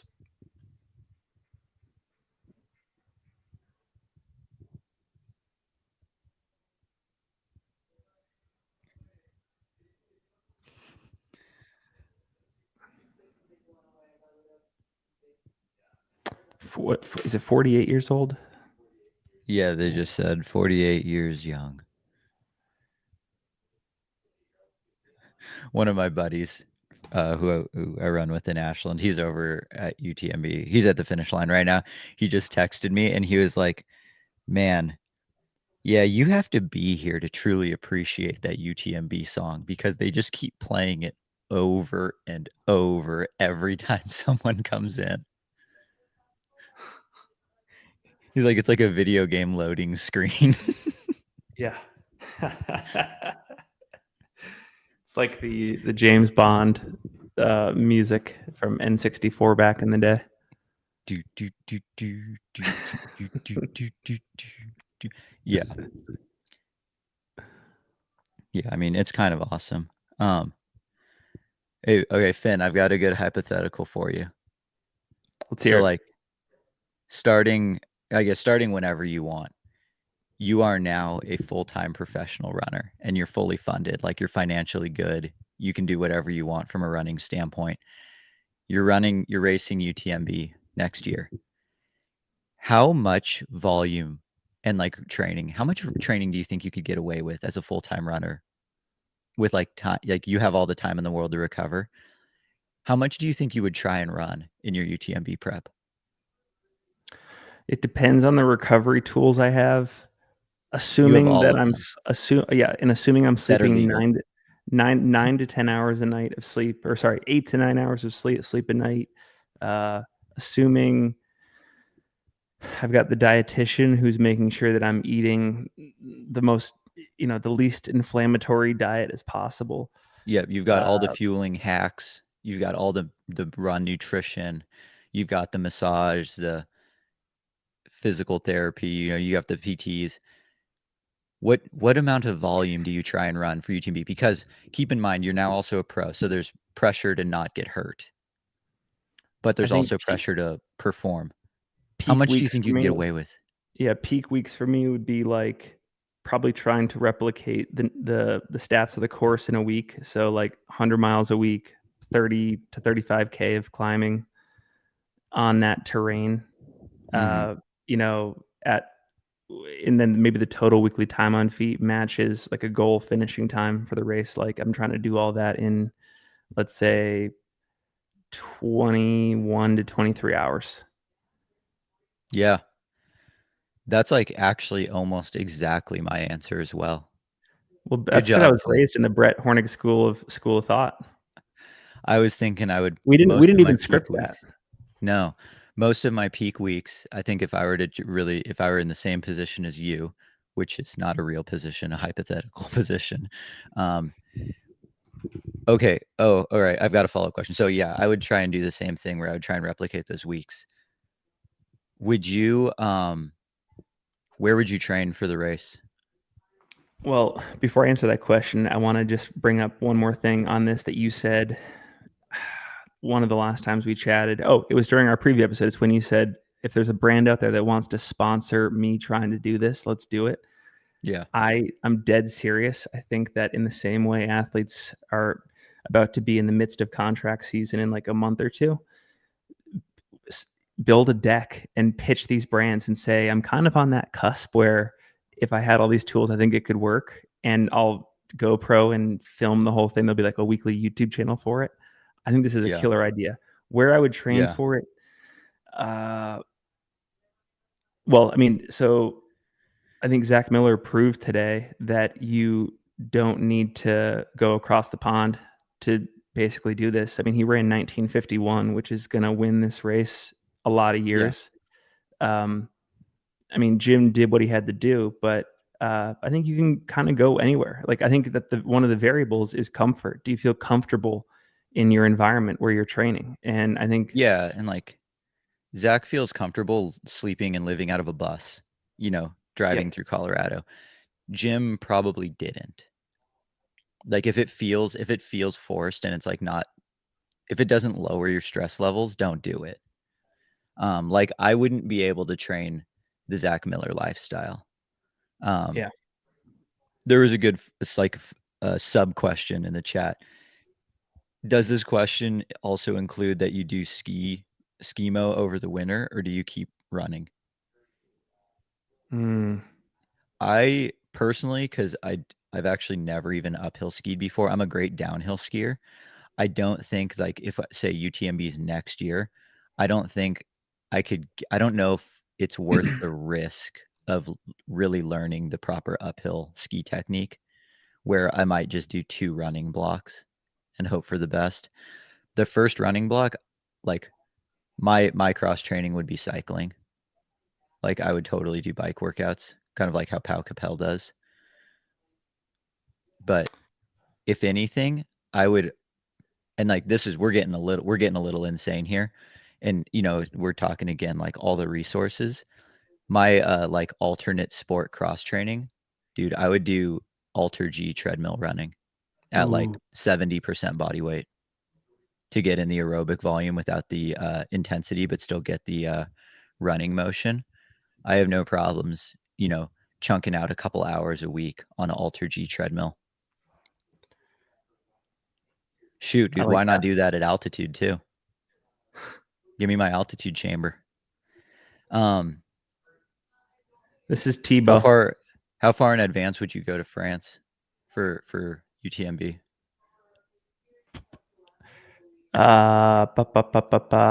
Like 10 days. would you try and do a lot of training there or do most of the training where you're familiar? Most of the training where I'm familiar, I would head to France right at the beginning of the taper, and it would be Yeah. a 10-day taper. So you know what so it's hard to train. So if I would have a hard time knocking out UTMB dimensions in Ashland because the trails are much more runnable. I might go post up in Salt Lake for the summer. Dude, come to Salt Lake. I have been, especially having now been in Chamonix twice. I The only thing that the Wasatch lacks for the specificity of this race is a surplus of really long climbs and really long descents. You can easily come across continuous 3 to 4,000 foot descents. In a sense, Mhm. those longer Jeep roady 5 to 6,000 foot climbs and descents, which do happen on this course, those are in shorter supply. I mean, they do exist. You just have to work for them more. Yeah. Um, but like what you saw Courtney climbing up, that's Lake Blanche in Big Cottonwood Yeah. Canyon, like over near Jimmy's cabin. Like the terrain Mhm. is very similar. Yeah. See, it's funny. Like the Grand Col Ferret descent, uh, the whole thing, I can actually perfectly like replicate that out of Ashland. Like Wow. from Mount Ashland down to my house is like 13 miles, 5,500 feet of descent, runnable Okay. single track. Okay. That's the only part of the course that I can like perfectly replicate. That's a pretty but I good don't. part of the course to replicate. Yeah, but like I don't think that's enough to keep me here. Like the first big training block might be in Ashland, and then the second, the real UTMB training block might be, in Colorado or Salt Lake or somewhere at altitude. Maybe I would live in Park City for Oh yeah. 2 or 3 months before popping over to Sham. Yeah, that would be pretty sweet. Brett, I'm gonna go refill my coffee cup. I'll be right back. All right.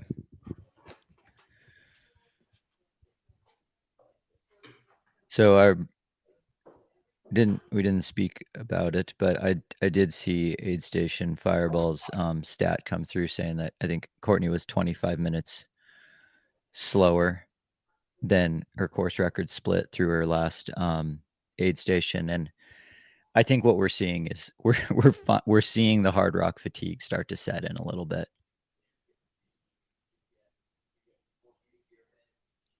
But I do still think Courtney has enough buffer to totally win.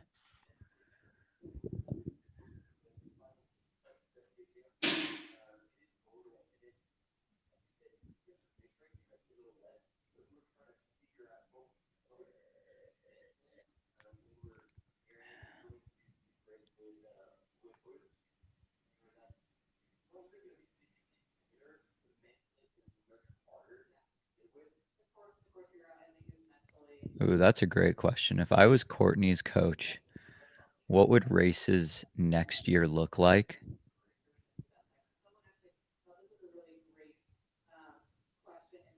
That's funny. The live stream, Corinne just said, "My question is, what's next for Courtney?"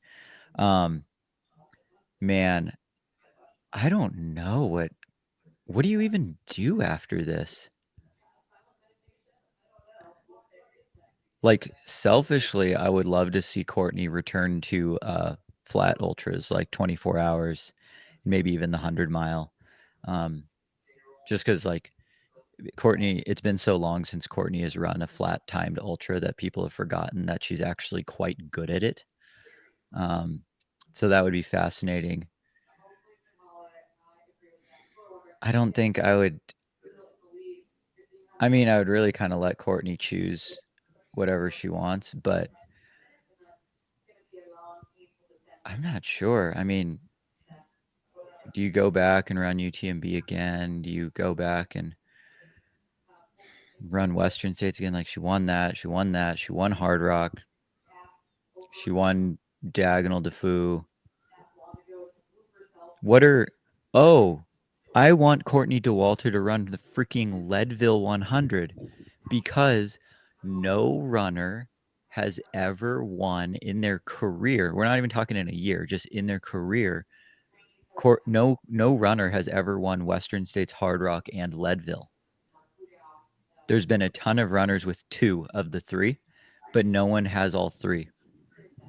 And I would love to see Courtney go after Ann Trayson's Leadville record. That's the one. That's the one I would say. As Courtney's coach, if I was her coach, my race that I would push would be Leadville.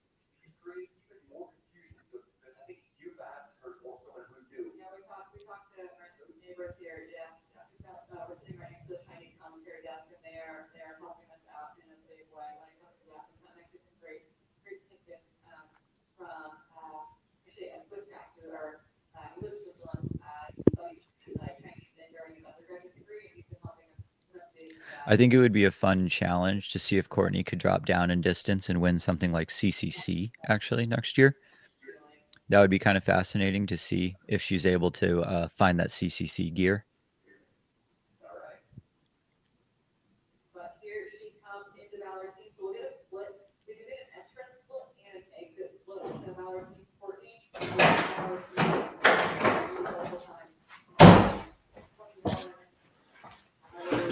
Okay. There's a great question in the chat. Ooh. That was, if you were Courtney's coach, what races would you push on her for next year? And for the first few minutes, I couldn't think of a single one, but then it hit me, Leadville. Leadville for sure. I still think the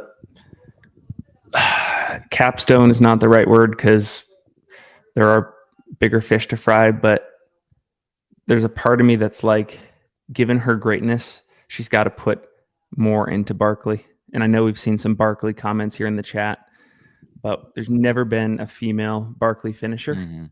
Yeah. Yeah, yet. and Yet. my hot take, make it cancel for I don't care about Barkley that much. I I like races. Brett's not an FKT guy or a Barkley guy. It's not the way I was raised. I would love to see Courtney do Leadville. Yeah, me Um, too. because it's like it's a legit course record. Dude, Tyler Green. Tyler. Is Tyler 8th or ninth or 6th? He How many people have come in? did we miss Hannes No. and Arthur? No, I don't think so. So Tyler could be 7th then.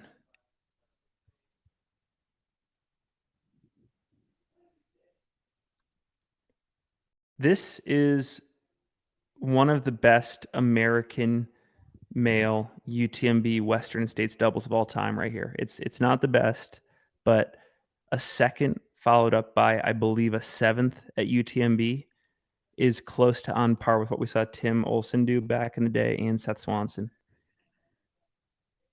Yes.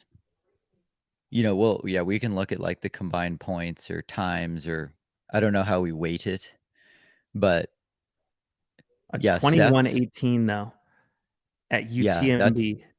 that's good. That's really fast.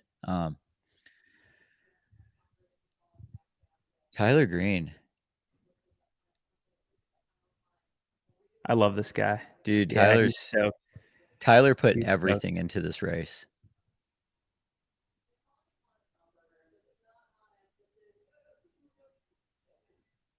Way to go, Tyler. Oh, love this guy.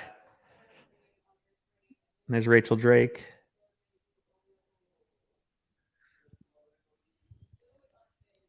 So I got a little bit of insider info on Tyler just for this race from Leah because they had been living with Yeah. Tyler and Rachel for a couple weeks. And she said, I don't know if Tyler is like this for every race, but for this race in particular, I've never seen someone like quite as focused and just like dialed for a race than Tyler for this year's UTMB. Like she was like everything he was doing, the planning, all of it, like she was like I mean, when Leah says someone's all in for a race, Yeah. that's like probably something most people don't ever do. But she was like, I can tell Tyler's all in for this race. Dang. So okay, that's awesome. He passed He two passed people on the Hannes. descent. He passed Yeah. Hannes. Yeah.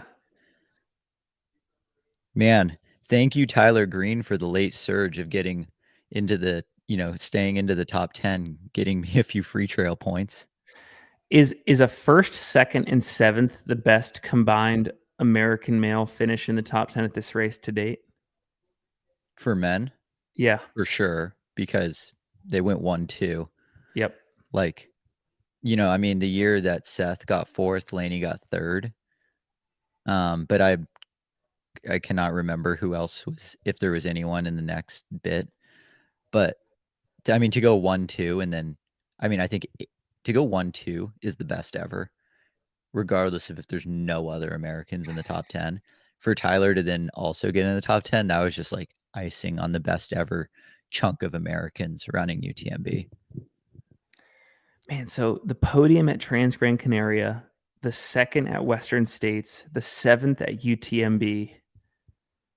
Like the argument for Tyler will be excellence at high profile races, at many high profile races. Mm-hmm. Yep. Oh, yeah. So 2017 UTMB, you had Tollefson 3rd, Walmsley 5th, Debo seventh, and Zach Miller ninth. That was a great year. 3579. I think 127 trumps 3579. Yeah. Like, I mean, there's just so many points awarded for winning to have the Yep. winner. Okay. Okay. As of right now, we have Americans 127, or you have France 3, 4, 5, 9, 10. Three in the top 10, two of them being first and second, or five in the top 10. Which Yep. which team is better? Um, hmm, Whew. Yeah, they've got half the top 10 represented effectively.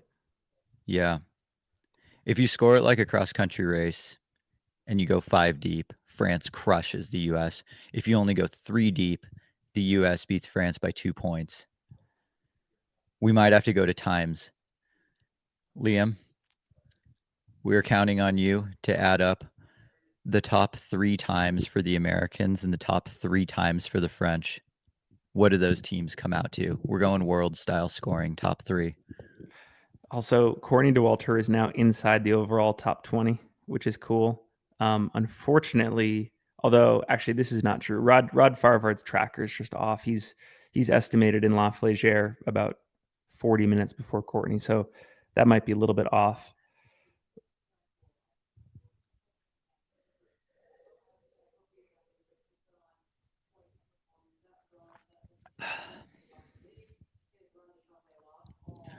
Dude, Liam, you have more than a minute. You can take 2 minutes on adding that up.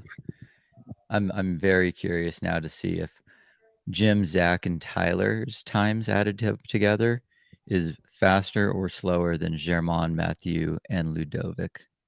Yeah,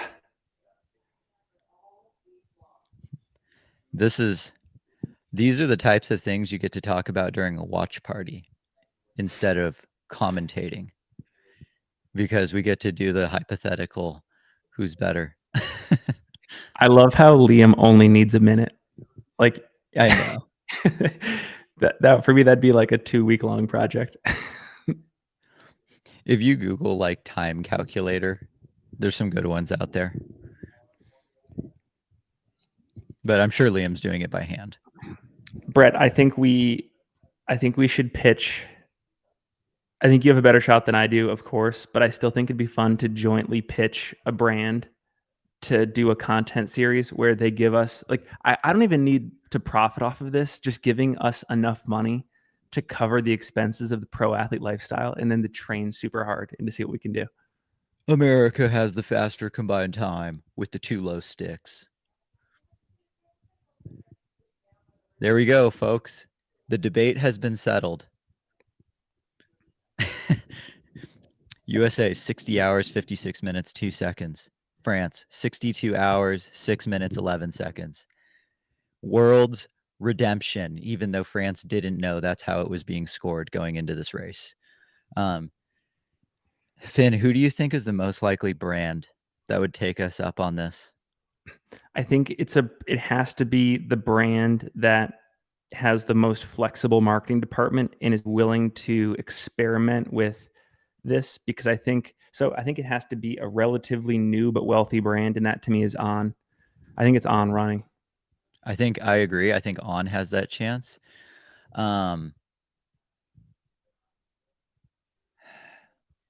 It could be a brand maybe that's like, dude, maybe it's Kylus. Maybe they're like, oh, this is our chance to start tapping into the American market.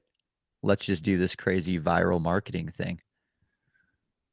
Brett, I think we should do a long run archives episode where we just dedicate the entire episode to tallying up all the expenses that it would cost. Like, A, we could answer the question, how much would it cost to pull this off? And then B, right down to like brushing your teeth and like the time you go to bed, what does the exact day to day look like?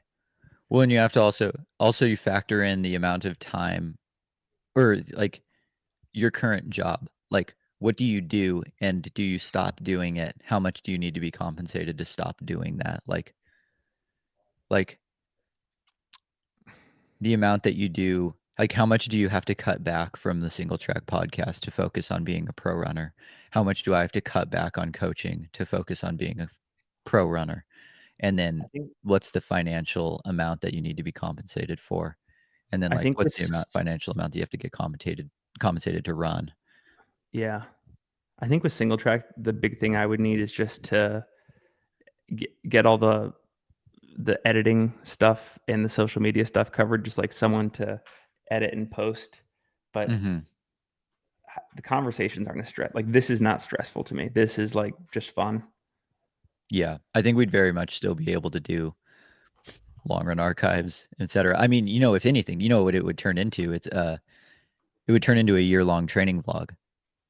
Exactly. Like, that would actually be a part of the pitch. Ooh, you can use single track to your advantage in this pitch Yeah. to, like, tell the brand, like, "I already have a massive audience. I'm going to now do a weekly sit down at the end of every week." We do a Sunday evening. "Finn, how tired are you?" "Brett, how tired are you? What's your next week looking like? How did your week go?" Um, Yep. Maybe we even create some sort of training videos. Um Well, basically, like, yeah, part of the expense would be getting a videographer in Salt Lake and getting a videographer in Ashland to capture Mhm. training footage and then edit the videos for each week too. Yep, for sure. Um, All right, I'm kind of dead serious about this. I'm gonna it's start. actually kind of an awesome idea. You know who did this, in track? Is, Jake and Zane Robinson from New Zealand. I don't know if you know who they are. Yeah, they just got Um, caught for doping, right? yeah, one of them, I think the older brother just got busted for EPO, but back when I was in high school, they were these I think they're a little I can't remember if they're younger or older than me, but, like, FlowTrack did a whole series with them, and it's one of the coolest running movies ever because they basically packed up all their belongings and went to Kenya with no money as, like, seniors in high school or, like, as 18-year-olds and just went all in on the Kenyan professional runner lifestyle, and then, like, even over the course of a couple years, like, their running biomechanics and, like, their bodies changed just by being in Kenya and, like, adopting the Kenyan lifestyle, and they also got really good. It's a Yeah, it's bummer that one of called them just popped, but it's called Driven. yeah. 9 years ago, it came out. At the age of 17, Jake and Zane Robertson left their family in New Zealand and moved to Iten, Kenya, in pursuit of becoming world class runners. That's pretty cool. It was super cool, and, like, they were decent, but they weren't like people wouldn't have been like, "Oh, of course they moved to Kenya, like, they're that good." Everyone was like, "This is insane." And maybe that might be, like, the equivalent.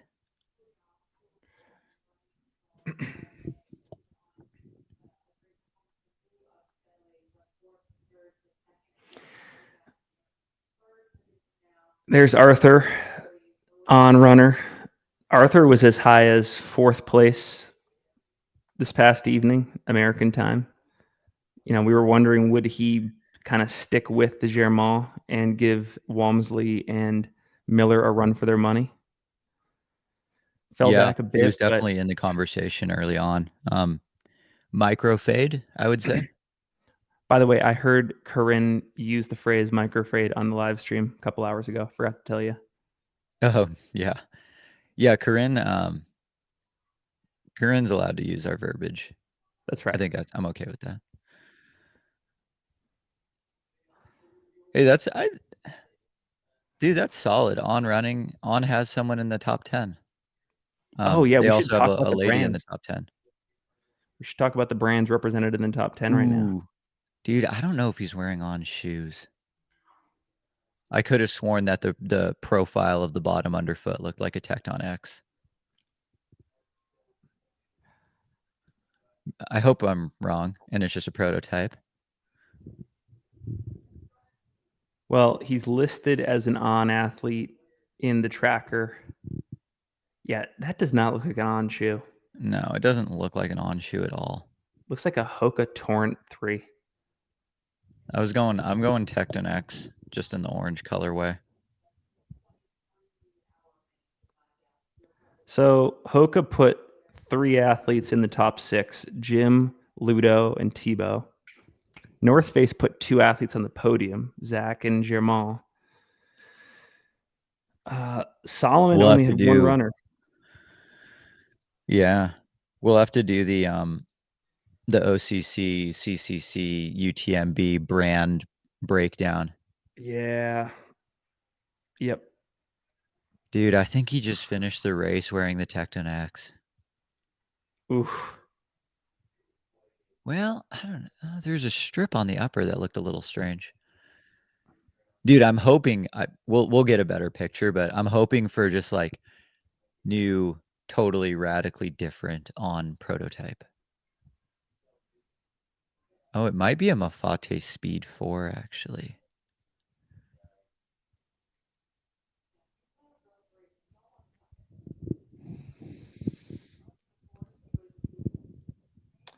So yeah, On gets an athlete into the top 10. That's not ideal when their top athlete finishes and not on shoes though. I know. But he wore the new On pack. Yeah. Working on getting some for conversational pace. Woo.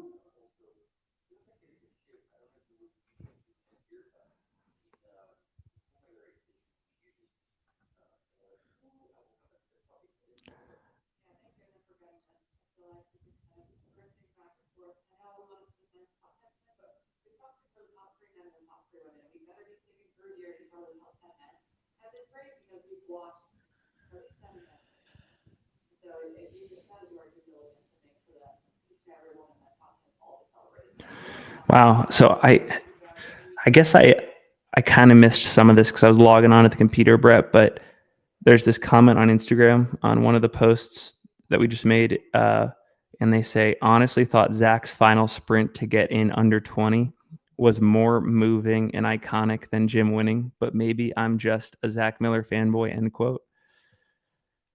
I agree. They are just a Zach Miller fanboy, in my opinion. Like, of course Zach kicked it in to get sub 20, and of course Zach, even if it wasn't sub 20, Zach was kicking it in. If he was 20 hours and 45 seconds, Zach's kicking it in. That is Zach Miller. Zach Miller does Zach Miller things. Like that's his brand. He has to. Yeah, I was gonna say And like another that's hill. not I mean, that's iconic in its own way, but not more iconic than Jim winning. Another hill I'll die on. The first hill being the allure of the pro athlete lifestyle, and more people should gravitate towards it. The other hill I'll die on is Zach Miller isn't working harder than any other athlete in this field. They're all working incredibly hard. Zach's I just think a little Zach rough around just the edges. outwardly displays it more. Yeah. Um, I'm doing an extreme close up on Arthur's shoes. They are an On prototype. So Really? it's not a Hoka. I can see the On logo. I can see some cloud pods, but it has an actual like real outsole with no gaps really. Um, the I Run Far picture of him facing like when they're taking a picture of him straight on, you can see on the heel a couple holes from the cloud pods. So I think he's actually wearing one of their, it's either prototype or 2024 model that's all I can say about that. I don't want to burn the bridges with On. I know they have some very spicy and exciting things coming out for 2024, and they can't wait to share that with us on conversational pace. But right now, it's under lock and key. Someone in the It's chat was talking about Leah wearing Solomon and Hoka shoes for Lululemon said for this first year, actually, not even for this first year, until the athletes feel comfortable with the quality of their new trail shoes, they can wear and race in whatever they want from a footwear standpoint. Because Lulu actually puts the needs and wants of their athletes first over their sales. So, Lulu understands that they did kind of rush this first trail shoe. And if it's not exactly what the runners are looking for. Um, they said it's totally cool for you to wear that until we really dive in and dial in a trail shoe Mm. that's to your liking. And I think it's really cool that a brand is publicly well, they didn't publicly say that, but that is the deal with their with Lulu's athletes Yep. is that they're allowed to wear what they want from a footwear standpoint because I was they understand the value in the athletes being comfortable and not just forcing them to wear their shoes. They were like, "No, we'll take our time with the next version of the Blissfield Trail. We'll get it perfectly dialed in for you guys, but this first one we understand is just a Blissfield with a trail outsole, and that might not be what you want." So, kudos to Lululemon for doing that for their athletes, actually. mm, Leah was she started in the Solomon, the Genesis, and then has since switched into the Hoka Mafate Speed. nice. Yeah. Okay, this is Who do we Baptiste have? Chastain, Team Citus Matrix. Ah, a Matrix athlete. I wonder what shoes he's wearing. He's rowing a boat. Oh, I'm thinking Solomon Genesis. Dude, we we got to get some Genesis in for conversational pace. I know. Although, like the shoe's actually been around so long, like we need Genesis too. That's what we need. We've had a lot of Solomons just randomly show up at the door. Yeah, they do a great job of sending out samples.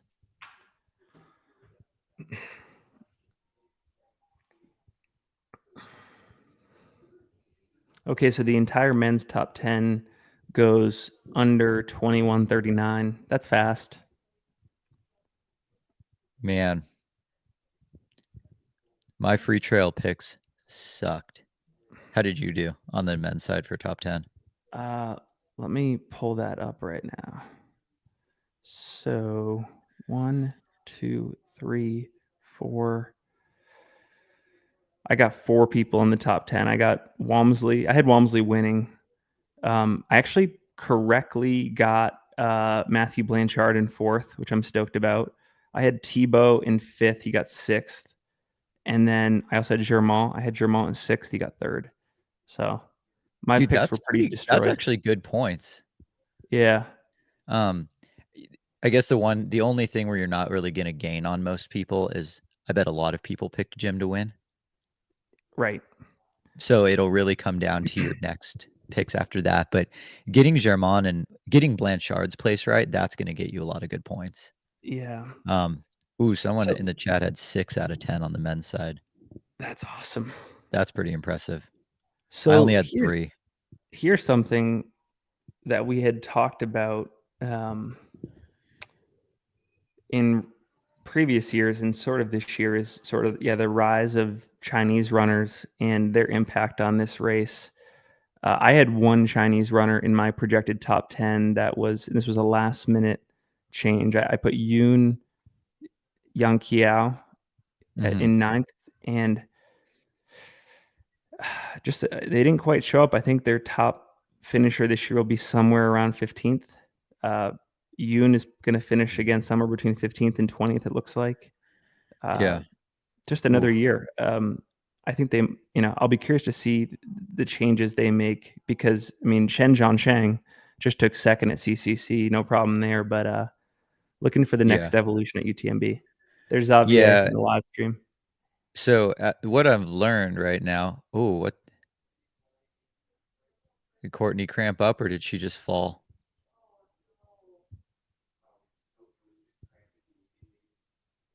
Okay, going back to China, so far what I'm learning is the Chinese athletes that are performing the best at UTMB are also the ones who have the most international experience racing outside of China.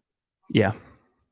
Like, I had Fu Xiaozhang in my top 10 because she's got a lot of international races and has been incredibly consistent at UTMB. There was other Chinese athletes who just have, like, so many stacked wins at races in China, but, like, I just don't know them well enough, and, like, most so many non-Chinese athletes don't go to China to race. So there's like, how do you know how good that result is? Whereas in like Josh Shang, I picked him to win CCC. He got second because of his international experience and because I could see directly him stacked up against other international fields. All right, Brett, I got a question for you. Excluding the races in Chamonix and excluding the UTMB races in the US, if you had to pick a UTMB race internationally to go run for the joy of it, to get international experience, which one are you picking and why? And this is for the chat too. So in the chat, list out the UTMB World Series race that you would be the most interested in doing. Could be anywhere across the world except UTMB, CCC, OCC, and accept anything in North America, anything in the US. Um, that UTMB Patagonia looks pretty dope. Yeah. I think Pau Capel won it this year. I don't know how much like international experience I'm getting. You know what race? It's not a UTMB race, but one I would love to do is Ultra Trail Mount Fuji. Mm. And then the other one, again, not a UTMB race again, is Ultra Trail Cape Town. Yeah. But if we're staying inside the UTMB ecosystem, I would go do UTMB Nice. Was there a UTMB race out of Monaco? Yeah, Or it Nice was the is. Yeah, closest? that's Nice Côte d'Azur. Okay, because I know Nice and Monaco are near each other. Yeah. I would go do that one just because that would be a sick vacation. I've always wanted to go to Monaco. Okay, for me, it's either Transvolcania or Val d'Aran. Oh, I forgot about Transvolcania. Yeah, that's on my bucket list too because I like that distance of race, that like 7 to 8 hour race.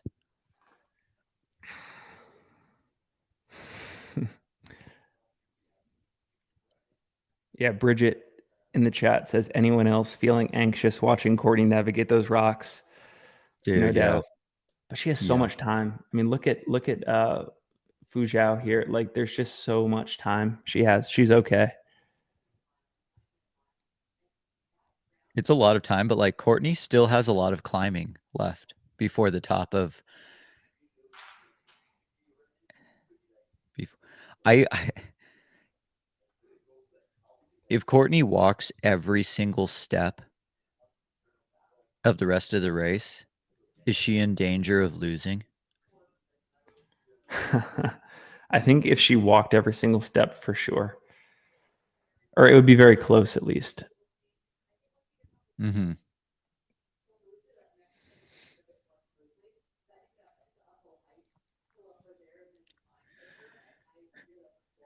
It's not an international race, Finn, but you know what race actually got some people some like quote unquote international race experience this year? That was interesting. Was the Black Canyon 100K? Oh yeah, yeah.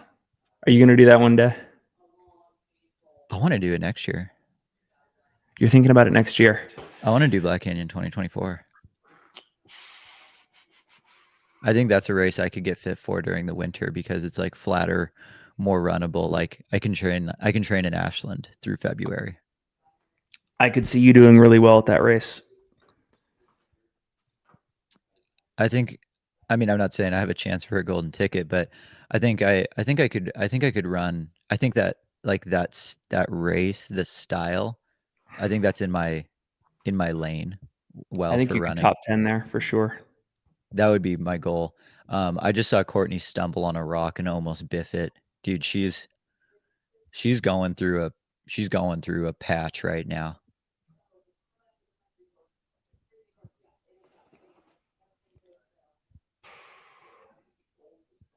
Oh, she's so close. Courtney's still climbing well. Like that's a good hike. Yeah. Like you can definitely be hiking slower than that.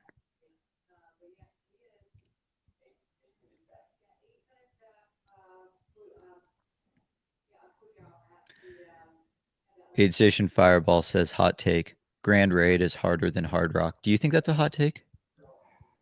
Um, I don't know because I have not been on the ground at Grand Raid yet. I feel like I gotta like be there to get the truest sense. Because like everyone's I want always to go there said, one day. That's a bucket lister for me. I will go there and mark my words in the next 5 I feel years. like a lot of people have said Grand Raid is harder than UTMB. I agree with that. Is UTMB easier than Hard Rock? Yeah, I think so. I think Like in so. terms of like just simply finishing the loop, Yep. um, Hard Rock is probably harder. In terms of just completing the, because I always say like UTMB, like UTMB and Hard Rock, like one's not harder than the other from an elite point of view because you're racing it either way. Like you're all out. Like Courtney, if Courtney's goal was to simply just finish the loop, Hard Rock's probably harder. But like at the end of the day, Courtney's racing both, so they're like in my mind kind of equal amounts hard because it's just all out. Like it's however hard she decides it is. Um Completing the Grand Raid course, that scares me more than completing the Hard Rock course because of what I've heard about weather and like to put that kind of vert on like heat and humidity. That sounds harder to me than high mountains and altitude. But that might totally come down to the individual. I was gonna say because with Hard Rock, the things that I wouldn't say turn me off, but just give me pause are getting caught in thunderstorms, the exposure on the course, the snow on the course, and going over snowfields where on either side of you is pretty significant exposure. Um, Gosh, and then the Yeah, remoteness of it that too. does scare the hell out of me. But so does like getting rhabdo because Yeah, of the weather at Grand Raid. I know.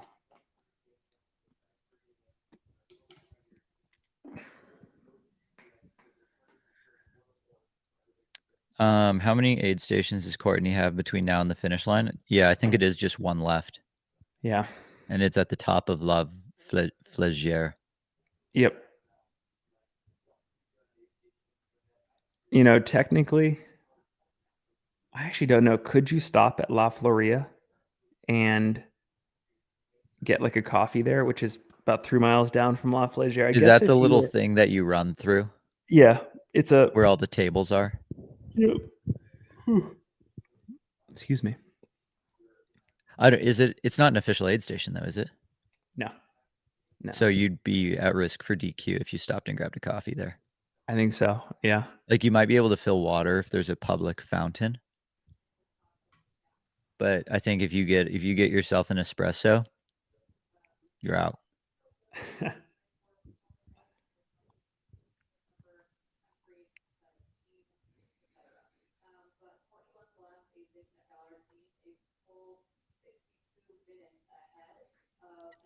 Dude, Finn, I got my first fantasy football leagues draft on Monday, and you know what we're doing to determine the draft order?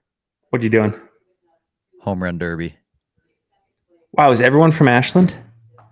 Like 3/4 of the league. There's a couple that aren't going to be able to make it, so they're gonna. I think they default will take the bottom few picks, but like Okay. most of the league is from the Rogue Valley, so we're all going to meet up and we're going to do a big home run derby. We've in previous years we've always done it with a field goal kicking competition, but then it's just been the same exact order for the last like 4 years because no one trains to get better at kicking field goals, and then the like 2x soccer players just clean up every single time. Yeah. So we're going towards hitting baseballs this year. Figured that would probably get your juices flowing. Oh, that's it. I love baseball. I love baseball. Wiffle ball is the greatest game ever created, and Dude, yeah, wiffle ball's so fun. that's a great way to. We used to do I'm in a league that's been going since I was in seventh grade, eighth grade, fall 2006, back when LaDainian Tomlinson was the number one pick in the drafts, Mm. and we do a combine every year, and we have to do it remotely. So it's bench press, it's a 40-yard dash, it's a field goal kick, and I don't know what the fourth thing is this year, but yeah, we've done a combine for a while. It's fun. That's awesome. Those in the chat asking for Leah updates. I texted her husband Mike, how Leah was doing, but he hasn't gotten back to me yet. So I don't have any on the ground Leah updates yet. Looks like she is comfortably in 8th place, sort Mhm. of in her own little bubble between Elsa and Sabrina. And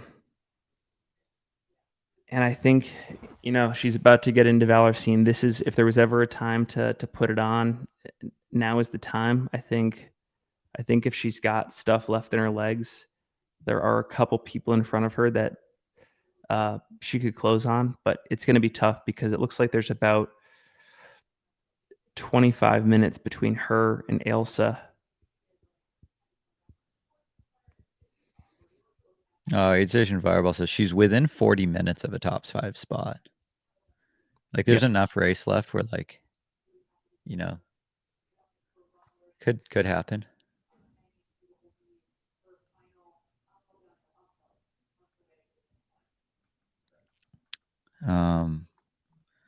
I'm just looking at my top 10 men, top 10 women fantasy free trail picks, and I think 1, 2, 3, 4, 5, 6, 7, 8, 9, 10, 11. Oh, dude. I think 11 of my 20 dropped out. Really?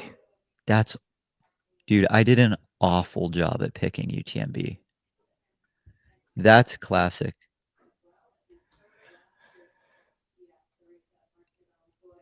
I think Corinne, I swear I just heard Corinne say my name on the live stream, and I was like, oh no, we're getting in trouble. I think they were just talking about our picks from our preview episode.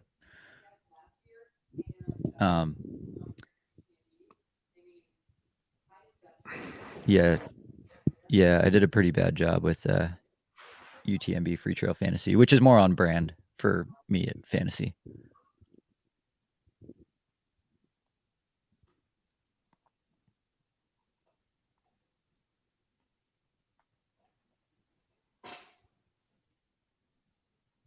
Oh, I think that's what Corinne said was I got props for mentioning and picking Katarina Hartmuth so high in the race.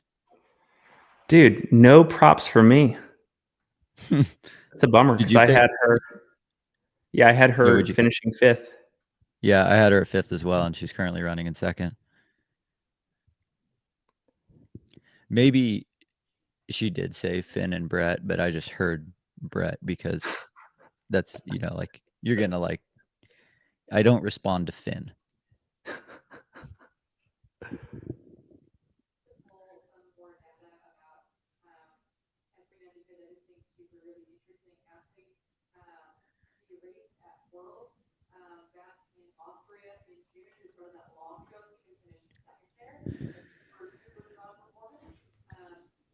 Finn, what do you think your biggest barriers to entry are for success at UTMB? Like, and fitness doesn't count as an answer. Like, assuming you're fit, like, what elements of the course do you feel like you're the most deficient in? And I guess Successive fluid downhill running, following okay, climbs, tough yeah, climbs. I guess some of the answers could be like technical downhill, repeat downhill, downhill length, uphill running, uphill hiking, nutrition, sleep deprivation, mountain exposure. I think my biggest deficiency for something like UTMB that I would have to work on is consecutive technical descending. Like, I suck at running technical descents over and over again, and my feet just get shredded.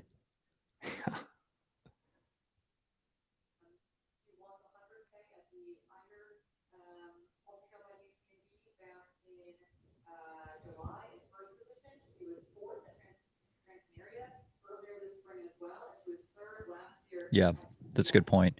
Now that my free trail fantasy picks are officially blown up, I can be all in for Leah top 5 because that was the trade in our last watch party. Yeah, Bridget, I'm in the same boat as you. My running plans are taking a little bit of a hit, but I think I'll get one in this afternoon. Shout out to Trails and Tarmac. I am going to run this afternoon because the training. Because I told you to.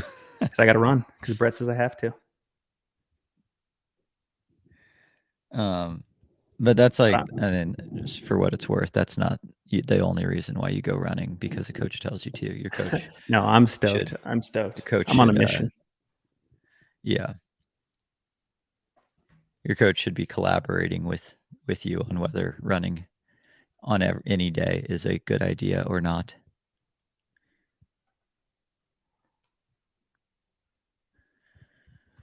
Yeah, what question for the chat. What shoes should Finn race in for the California International Marathon in December?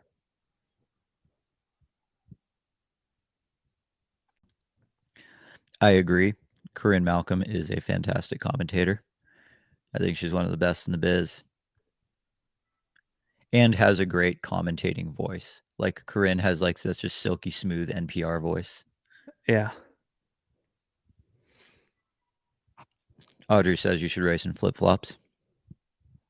We still got to get Corinne on a long run archives. Yeah, someone mentioned that in this chat as well. As when are you getting Corinne on? 2 votes for Crocs for you. I bet I could fashion a carbon-plated Croc for you.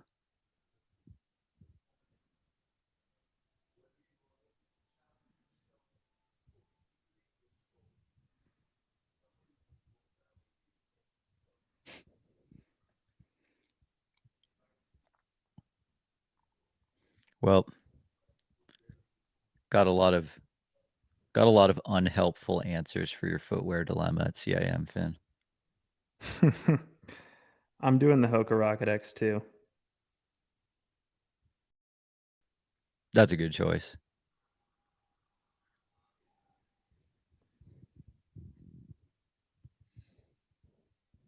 How would you rank Courtney's season all time across all major endurance sports? So like we're looking outside of running. I don't have enough I don't have enough like in-depth knowledge outside of running to really compare across sports. If we're going just across running, I mean, this is one of the best seasons that any ultra runners ever had. I mean, Killian's year last year was pretty amazing.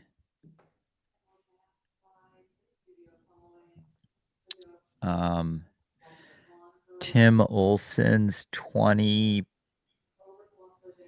summer of 2012 or 2013 is up there in terms of some of the best seasons of ultra running. I think it was like maybe Ann Trayson's 1998. There was a year where Ann Trayson did the Grand Slam and won all 4. And like the results were pretty impressive. The times were pretty impressive across some like historical data. And that was in like 1998 when gear sucked, nutrition sucked, training theory sucked. That might be the one that Courtney competes with, but I think Courtney, assuming she wins UTMB today, pretty much stamps, at least on the women's side, of best ultra running season of all time, in my opinion. What do you think? Yeah, agreed. There was another question in this chat, or could have been in the UTMB live chat, that I thought was interesting, and it it was already resolved. But the question was, what was going to happen first: a French man winning Tour de France or an American man winning UTMB? We got our answer Oh, because there hasn't been a French guy to win in a while, at the least. tour in like a gazillion years. Yeah. Um, huh, yeah. Liam says better season, Faith Kipyegon or Courtney Dauwalter. I'm going with Faith. Um, for all of our track nerds in there, Faith Kipyegon broke the world records for the 1500 and the 5K, and then just double gold at World in the 1500 and 5K. I The think that's thing more that impressive than what Courtney did. the thing that I get hung up on in this sport and in any sport that is like becoming more mature and is new at the time. And I know a lot of people in the chat, maybe you'll say it as well, as like a win is a win, a podium's a podium, regardless of the era. But like, yeah, to Liam's point about Carl Meltzer getting 600-mile wins back in 06, I just, a part of me is like, there's an asterisk there because the sport was not nearly as deep as it is now. And I'll probably put an asterisk on this era too when we look back at it from 10 years on. And it's like, it was not hard, I don't think, to get 6 wins back then. There just weren't that many people competing with Carl Meltzer. Um, Yeah, and that's just Carl's how been I a feel about it. professional cherry picker his whole life. He has. He really has. Boom. Hot take. I think Carl's racing Pine to Palm this weekend, actually. Oh, wow. Yeah. And there's a good chance he wins.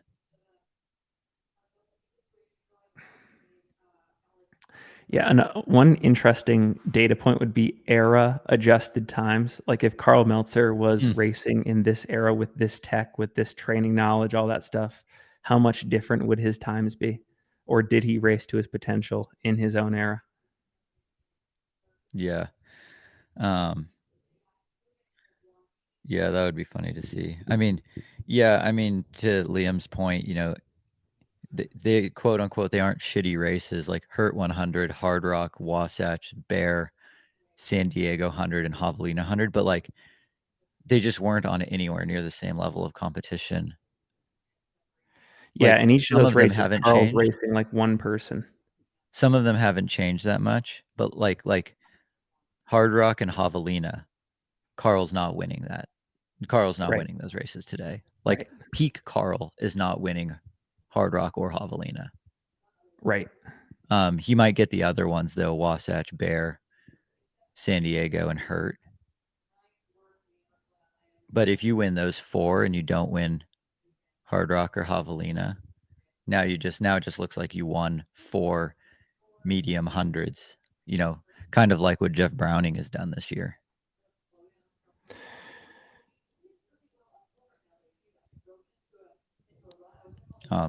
Yeah, I To like Carl's I credit, like the running Ann Trayson. 2018 at Wasatch that's a fast Wasatch.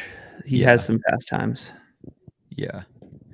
Um, I like the Ann Trayson season argument better than Carl's 600-mile wins because as Aid Station Fireball says, Ann Trayson was stomping everyone, all caps, and that's true. Like that's what Courtney is doing. Peak Carl with today's training and fueling and gear, I still think is not anywhere close to the peak runners today, in my opinion. Agreed. Like, I think Carl's pretty good, but I don't think he has like the pro athlete gene.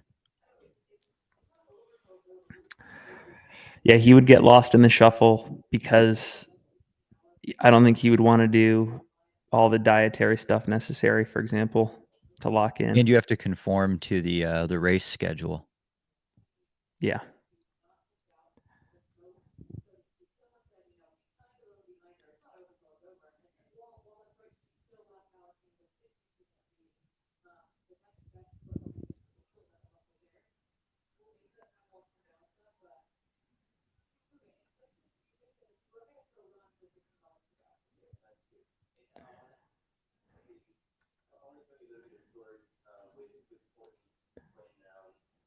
No, AZ Ultra. Courtney's got a dietitian. She's working with Meredith Terranova.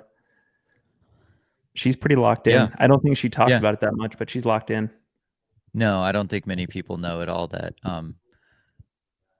yeah, Courtney just publicly doesn't talk about these sorts of things, and I think that's totally fair. A lot of people get pissed at Courtney for not going into detail about her training, but she has every right to beat around the bush with all of her stuff. Because I know Courtney, though you can see the way Courtney races, she thrives off of good vibes and just like enjoying the moment. I'm willing to bet she trains like that. Does that mean she has no idea what she's running for the day? No, she lets someone else worry about it. And then she can just low stress go into it.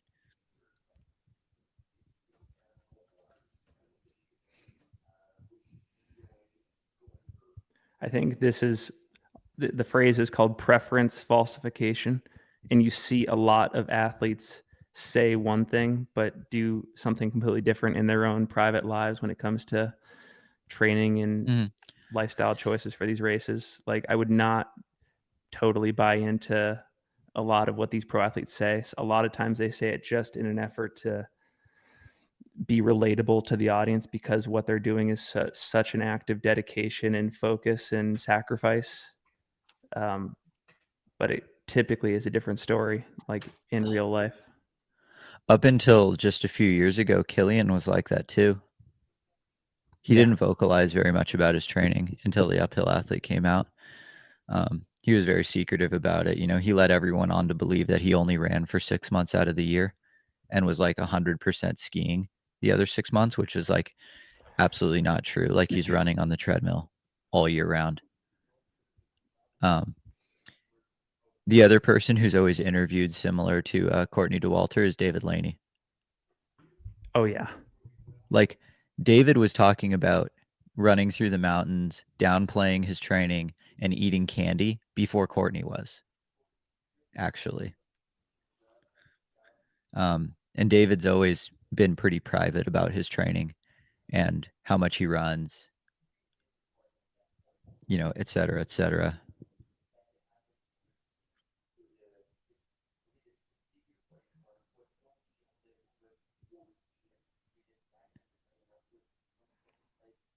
I'm so glad that we no longer have to talk about whether an American man can and will win UTMB.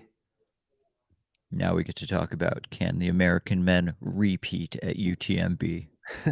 Or can they beat Killian and Francois? Dude, what does Zach Miller do?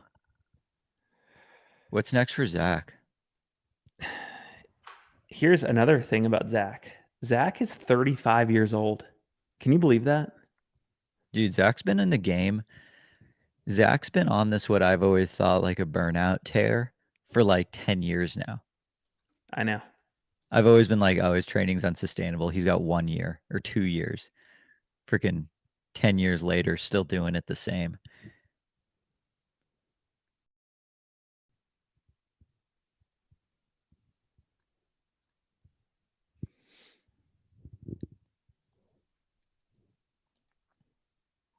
What if the trail running world just decides, you know what, let's finally just stack Run Rabbit this year or next year instead of UTMB? Yeah.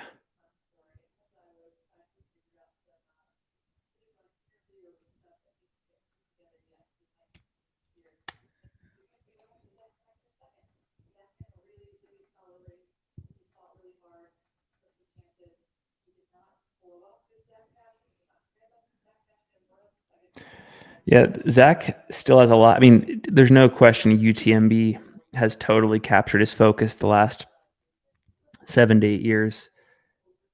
To at the expense of Hard Rock, at the expense of Western States. It's so interesting that he's never caved to any Western pressure. And Mm-hmm. I've seen multiple interviews, I've seen multiple shots in like Billy Yang films where, you know, he always just kind of cryptically says one day about the race, but he's never caved to any of that pressure, which is interesting. Yeah, he's very much done him. Like Zach's done Zach for quite Yeah. some time. Also, I just saw your invites come through for recap episode recordings. I can't do Mountain Day due to home run derbies. Oh, that's right. You want to do Tuesday? I could do Tuesday. Yeah, I could do Tuesday. I could do Tuesday as early as you want if you wanted to publish, later on Tuesday. Yeah, let's do an early AM Tuesday, and then we could do like the S Lab review after. I think we're gonna have to push that one. It's like Oh, the really? weather's just good now. Like unless I run 80 miles in the next few days, like I think I would have to push the S Lab to the end of the week.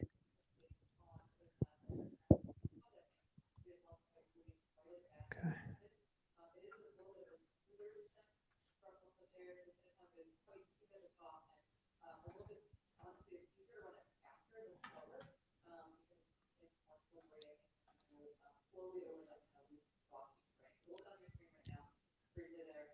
Courtney is deep in this pain cave right now, man. One thing I maintain, another thing that I'll die on the hill of, is I would love to see an exclusive men's live stream and an exclusive women's live stream so that I can just put both up on my big screen TV side by side and there's no pressure to make any trade-offs of coverage. They can just both get equal coverage, 1 to 50, the whole way through. And I think just given the sparsity of action most of the time, I really don't think either would be competing too much for my attention. Do you think though that would like you sound like you would watch both races pretty equally? Do Yeah. you think that by pushing the women's race to its own feed, a majority of people would just abandon it and watch the men's race? As what I've seen a lot of in like the chat on the actual stream, it seems I like there's don't still think a pretty big disparity in terms of like people would watch the men's race and like UTMB would put all their A squad commentators on the men's race. And like I I hope they agree with your wouldn't. intentions. I agree with the intentions of what you're saying, but Yeah. I don't think it would work for UTMB. I don't think there would be too much conflict because the majority of, like, for example, the women's top 10 is all happening, a couple hours after the men's top 10 for the most part. And so I, Mhm. I still think um, you would still see pretty equal tune-in rates. And also just like both of these races have pretty significant breaks in the action. And I think one solution is there Yeah. could be alerts on the men's live stream, alerts on the women's live stream to tune to each one. If something breaking is happening, like on these news networks like CNN, you'll see like breaking news. They go to this. There could like they could help promote each other with alerts so that you could tune to it if you weren't already tuned to it. But Okay, so this will be an interesting thing. There was over 20,000 people watching Jim's finish. yeah, Will there be a similar number of people to watch Courtney's finish? ooh, Because like there's already an 8,000 person drop off right now between Jim's finish and right now. Like there's 12K watching so the live stream on the English channel. if you Um, hadn't told me that drop off, my instinct would have said there will be even more people watching Courtney's finish because Courtney has 2 or 3 times the fan base, the audience that Jim has. Like yeah, just and plain and simple if on not social even media and stuff. Courtney, if not even Courtney gets the numbers up equal with the men, if it's not Courtney, then it would probably be half or less than half. Yeah. Um, I think though that this UTMB live stream, they still have room, like to make the race coverage more equal. Like Aravipa and us, we did a good job at Black Canyon this year. Yeah. We did one live stream, two field commentator teams to leapfrog the aid stations to make sure for equal coverage. And Matt, the producer, was sitting right next to us, and we had his set of eyes, your set of eyes, and my set of eyes on every single camera that wasn't live, but was outputting a video feed to the studio to us. And we were able to just pop over and be like, Matt, women's so and so is coming through, flip over to that. And Yeah. like us having more control of the production I believe helped us create a much more equal, race coverage experience, and, like, Corinne in the booth at UTMB right now, she doesn't really have much of any say for where the cameras are being pointed because she's in one room and the whole production is in a different room. So, like, when she says it on the live stream, like, "What's the cameraman doing?" The cameraman or the producers have to hear Corinne saying that over the live stream to be like, "Oh, yeah, we should put it back," and, like, that's a 20, 30-second delay because the productions that we've been working on are smaller and we've had Yep. more freedom. We've actually been able to make the races much more equal because we can switch things back and forth, like, so much like, even at Cocodona, I mean, I had the stream deck in front of me at times where, we were able to change animations and camera angles, and that was totally on us. Yeah. So, Yep. like, No, I really think good points. UTMB still has a lot of room to just equalize the coverage.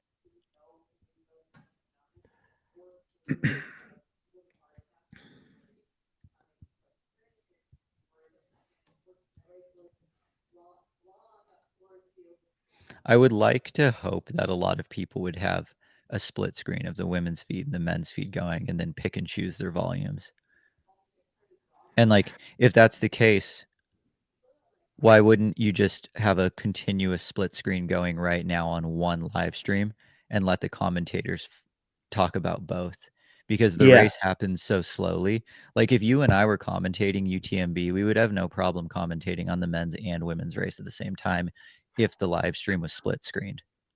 Yeah, and, like, they could even, maybe Corinne and team could be given a window of 7 or 8 different camera shots to click into and to watch, and they have a bit more discretion. Like, they can see 7 or 8 different scenes going on, and they get to choose the one that they think is most important for the audience to focus on. Yeah, totally. Um, Also, like, so in F1, there's, a website that you can go to that I forget if it's free anymore, you might have to pay for it, but you can basically watch the camera angle of, like, every single car and every single team at the same time and switch between whatever you want or watch, like, 24 different cars at once.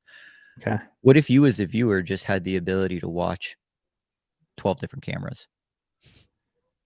pretty cool. Like, that would be next level, like, I would pay money for that, like, if you had the UTMB Plus experience and you had the ability to like, NFL Sunday Ticket, now you can watch 4 games at the same time and then flip-flop between the volume on your TV. Like, they split your screen into 4 parts. What if you could do that for races? I like that a lot. That would be sick. I like that a lot.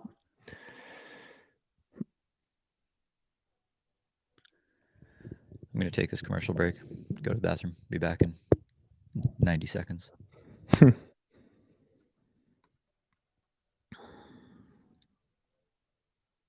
Yeah, I mean, Liam, I would love that. I think, in the case of what we're doing here, what all I did was I turned the volume off the UTMB live stream um, and then plugged into what Brett and I were doing.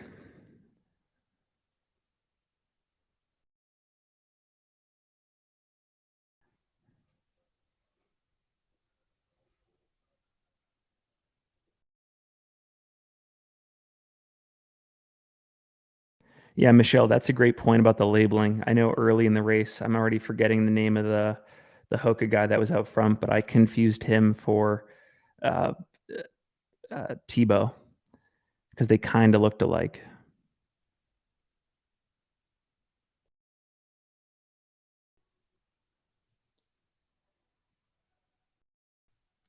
Yeah, Ethan, I think this is the apex.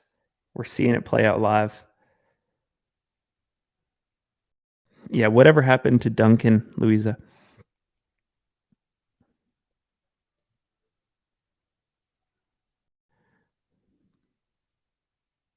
All right, question for the chat. Besides the finishes, besides the precise results, what have been your what's been one of your favorite moments from the live stream to date? So any particular moment in the coverage, a move made by an athlete, anything that you think sticks out and ended up being pivotal for the race? For me, it was seeing Germain Grangier make an initial pass on Walmsley right before Champex-Lac, and then obviously Walmsley reaching into his figurative toolbox and you know, responding to that move and ultimately taking over.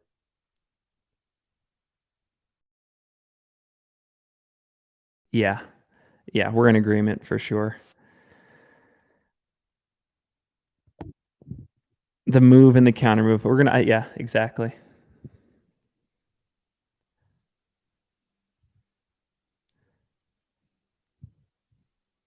Mark, I was not sleeping, but I do regret, to some extent, I do regret not sleeping because it made me lose my bearings and not realize that we were going on earlier than we were today. Brett, thanks for anchoring the cast until I came on. Oh, no worries. All right, so Courtney's nearing the top of the climb. So we're like getting to this open section. Yeah, the what happened to Tom moment was pretty wild. Yep. The 60 minutes of watching two ladies cut cheese was pretty wild. The people watching running. That might actually be my favorite quote for the UTMB 2023 official shirt for the Single Track podcast. I really like people watching running.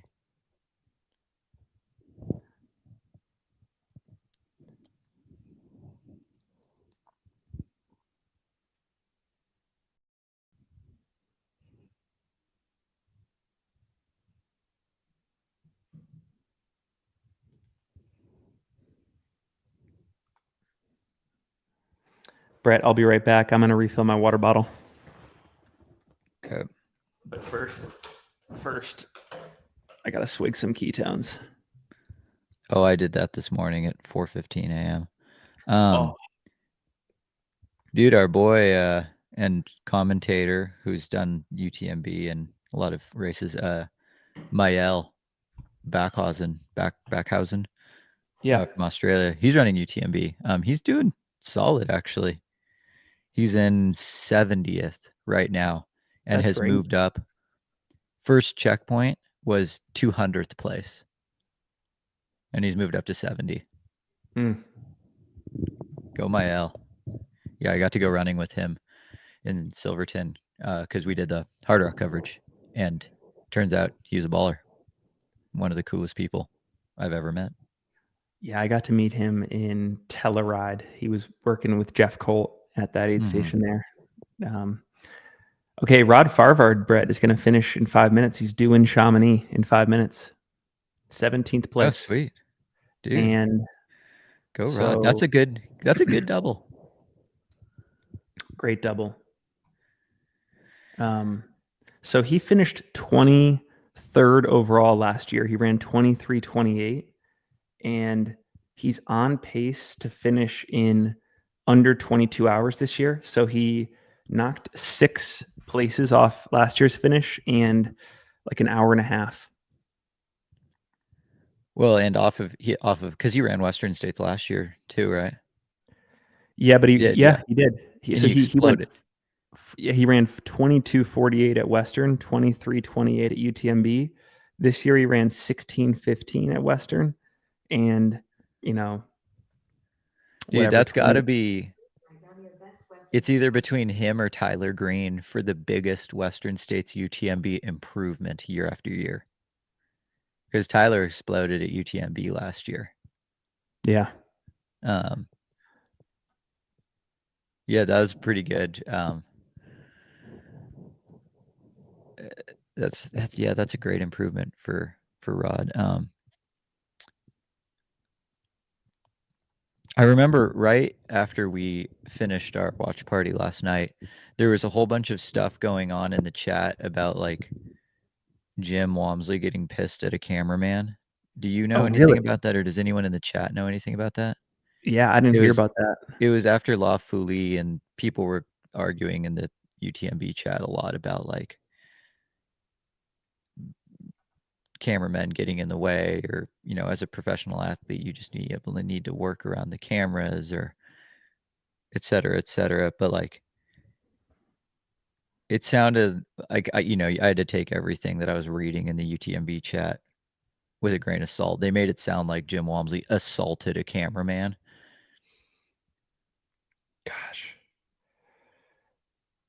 That and Concerning if but true. that makes more sense.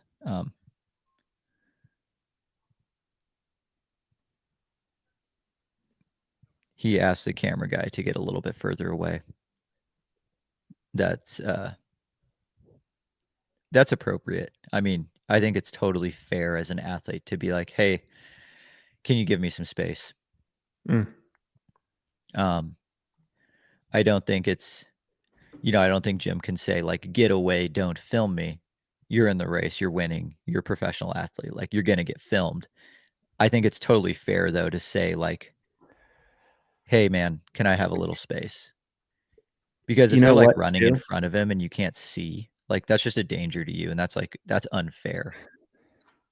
Yeah, I think I will say, I think these problems are only gonna become more of an issue as the sport gets more popular, as the race attracts more fans, more media, Mhm. and you could say that, maybe you could put a stake in the ground and mark 2023 as the first time where a lot of these pro athletes at the front visibly and vocally started to complain about this circumstance. For sure, yeah. And, like, honestly, it wasn't even that big of a deal. I mean, you see how big, like, the cycling crowds are in the Tour, and, like, how, like, a two-lane road has been diminished to, like, 2 feet wide because of fans. That could be the case right here on this final climb at UTMB, like, there's room for 100,000 more people, they're not there yet. There's only 50 people walking up with Courtney. I mean, we're so far away from the fans getting in the way. Like, we're not even close. And, like, they're going so much slower. Like, this year at the Tour, there was, like, multiple wrecks and hangups, and freaking Tadej Pogačar got screwed because a motorbike stalled out on a switchback on a steep climb and was spinning the wheels, couldn't get it going again. Like, cars got stopped. He had to stop midway up a climb on a bicycle. That's so much worse than on foot. Like, we're we're not even close to, really severely needing crowd control yet. I'm going to go ahead Um and argue that this ambiance that Courtney is experiencing right now is performance enhancing. I think that this crowd around her Oh, is yeah. performance enhancing. And that's why you go do races if you wanna if you wanna perform at your best, that's why you go do races and not FKTs. Yep. Like, if you're truly trying to get 100% out of yourself, like, Courtney doesn't have to worry about getting herself out of the mountains if, like, shit hits the fan, like an Right. FKT. Like, you have to save a couple ounces always when you're doing an FKT. When you're doing a race like this, you don't have to.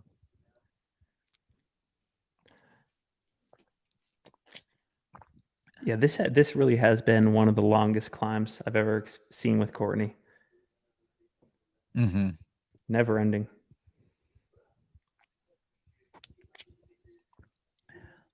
I just hope Courtney can make it down this descent. Yeah.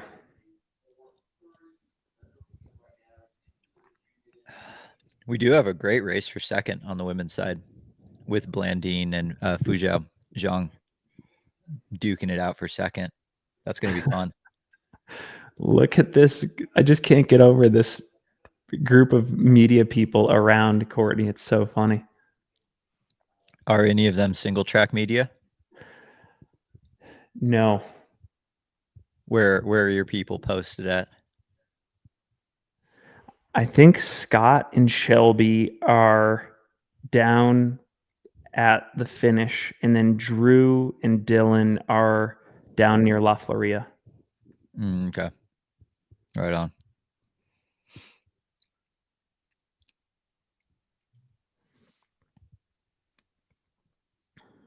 Yeah, I mean, I'm sure there's a lot of people here because it's close. It's the closest climb to Chamonix. Like, it's the lowest barrier to entry.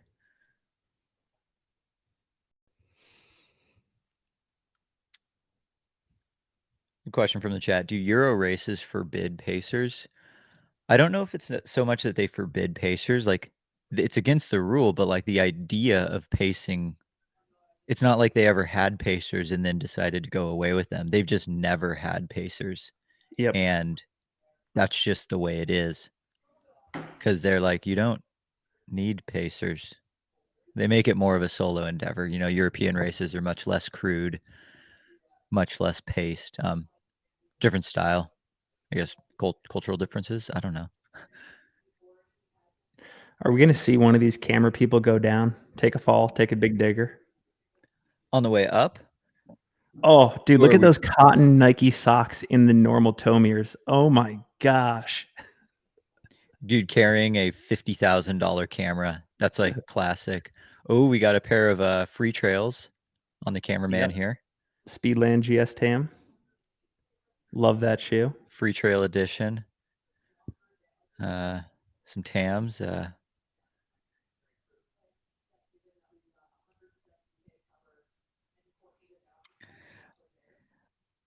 I have a feeling. Do you think Courtney dug into the pain cave deeper today or at Hard Rock? Still feels like Hard Rock to me, but I also just have the bias of having seen it on the ground. Yeah. My gut was like Hard Rock, but then she's doing UTMB after Hard Rock.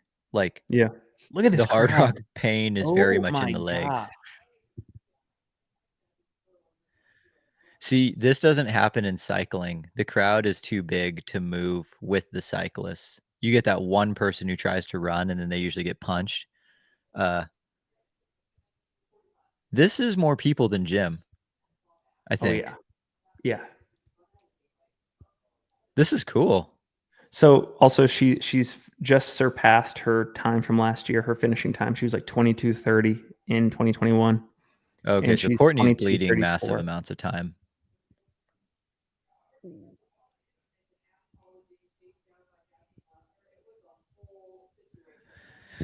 Yeah, I mean, I think if there is any steps for crowd control, the next steps in crowd control would be, as a rule, like, hey, please don't run with the runners. Right. Like, find a spot on course and watch them go by, but don't run with the runners. Because if there happened to be anyone else, like just another dude or someone like 20 meters behind Courtney, they are getting completely lost in this crowd. Yep. So maybe that's the next rule. But for the time being, this is sick.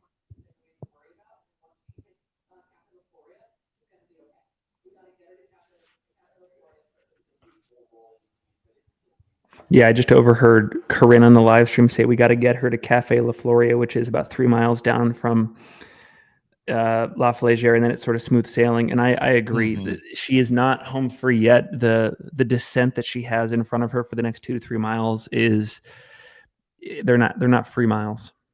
Yeah, she very much has to, she's gotta focus. We're doing a bottle filled with, off-brand cola.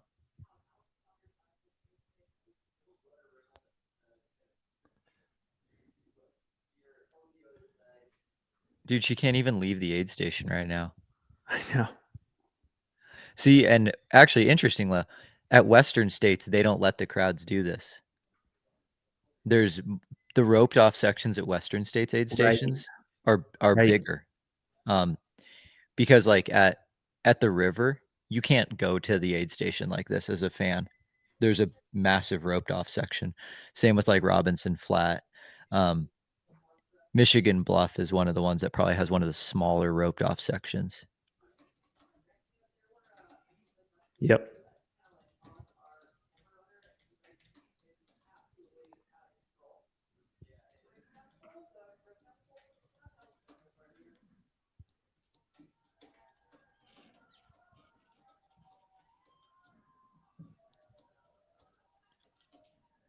All right, that's a flex.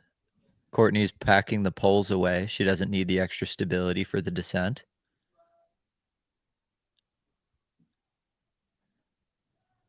Ooh, man, look at that downhill. I know. Dude, Courtney's quads hurt right now. Yep. She's smiling though. Yeah, you have to. That's Courtney's superpower.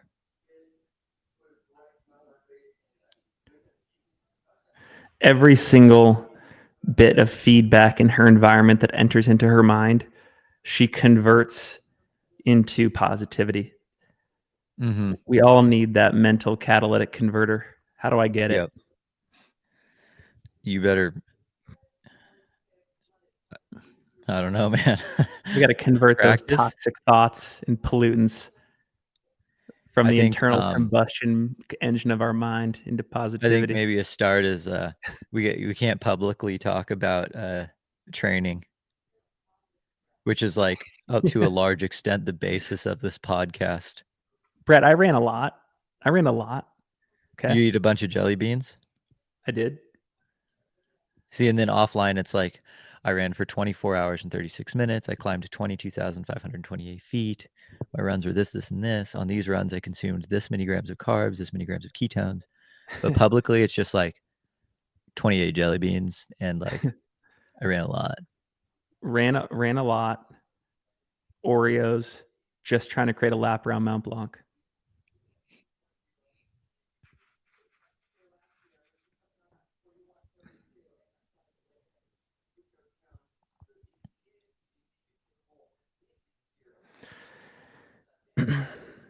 When I did CCC in 2021, it took me, I think it was like an hour and 45 minutes, hour 50 minutes, maybe close to 2 hours to do the descent from La Flégère to the finish. I lost so much time here.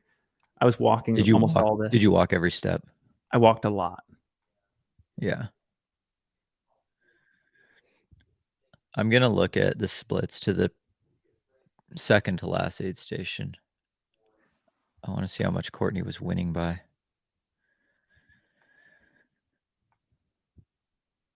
So at Valersine, Courtney was 1 hour and 1 minute up on Katarina Hartmuth.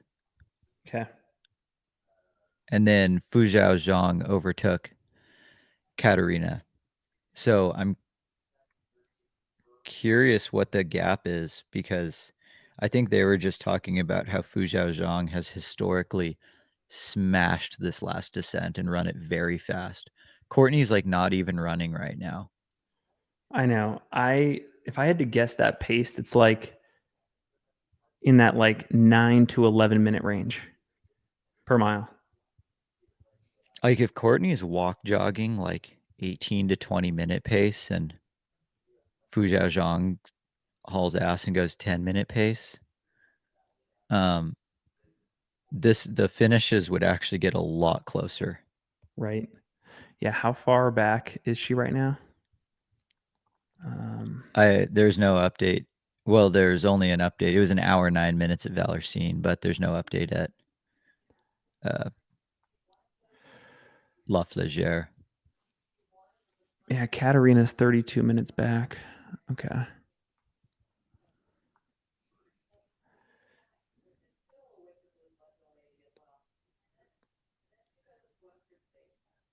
Yeah, I agree. I think it's too much time and not enough distance for Courtney to get caught. But I think the gap will shrink. I think the gap could shrink closer to something like 30 minutes instead of 60. Yeah.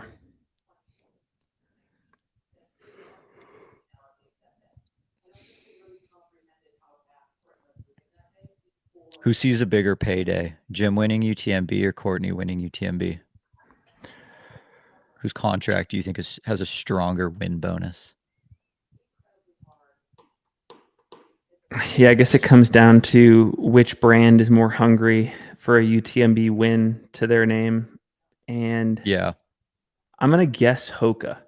I would have guessed Hoka too. My only counter argument to that is from an Instagram post earlier this year, it sounded like Courtney re-signed with Solomon this year, which is always an Oh, opportunity to increase your bonuses. yeah. Um, Counter argument to that is I have no idea where Jim is with his Hoka contract. Um, The thing about Courtney and her bonuses is, unlike a lot of other athletes, the probability that she hits those race results is so high, it's almost imminent, that I wonder if Solomon reduces the scope of her bonuses because they're so achievable. I feel like no, because another brand, like if I'm Adidas or Nike, I would say, "Oh, I don't care if you're the most dominant. I'll still pay you to win these races because Yeah. sure, we know we're gonna pay you that money, but we also know that you're gonna win these races, which to me seems worth it." Yeah. Yep.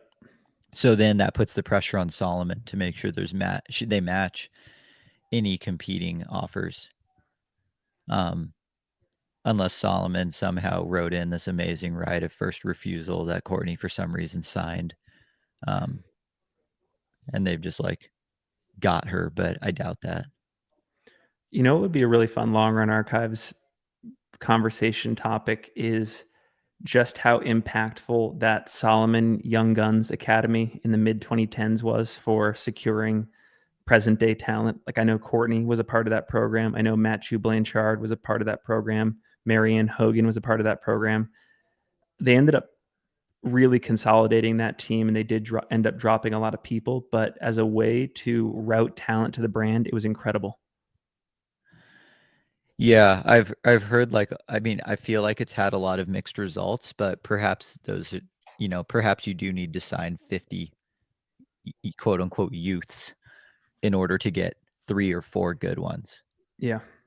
Um, so like on paper it sounds like the program was a fail, but then when you're right, when it creates Marianne Hogan, Courtney DeWalter, Matthew Blanchard, that sounds like a success. Yep.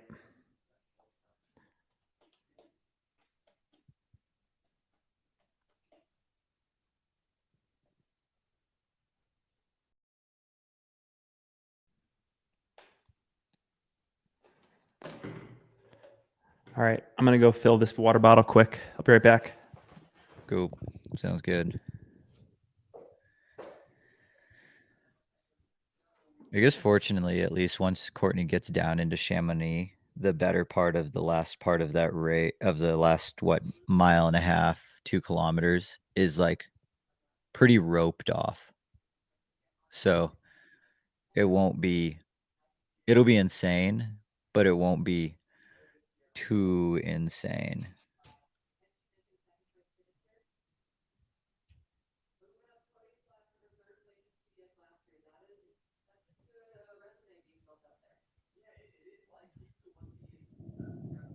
What? I've been drinking noon. Okay.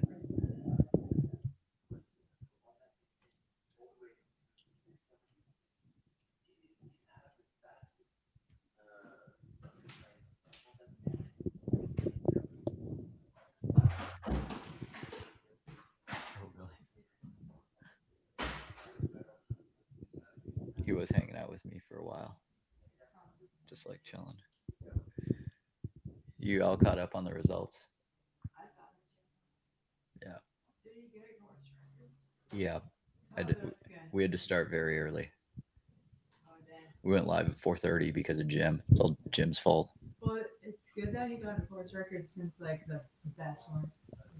Yeah, it was the ultimate like. Yeah, exactly.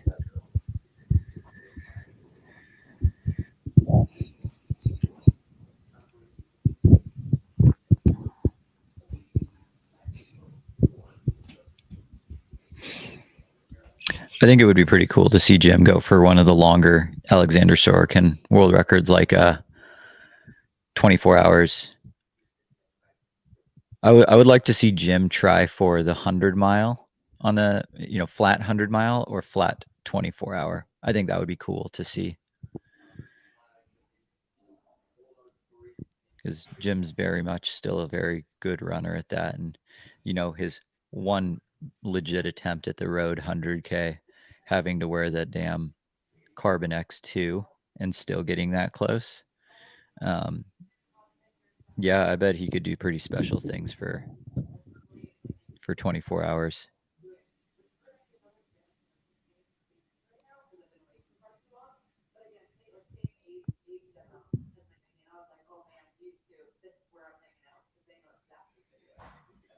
Come on, Courtney, just stay upright. Por favor.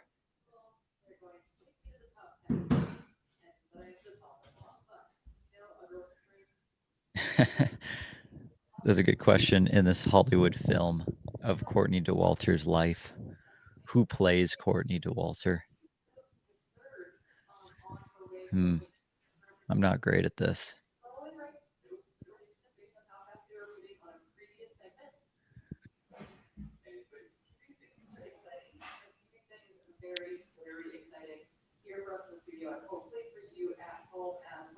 I'm excited for Run Rabbit this year because there's going to be a live stream.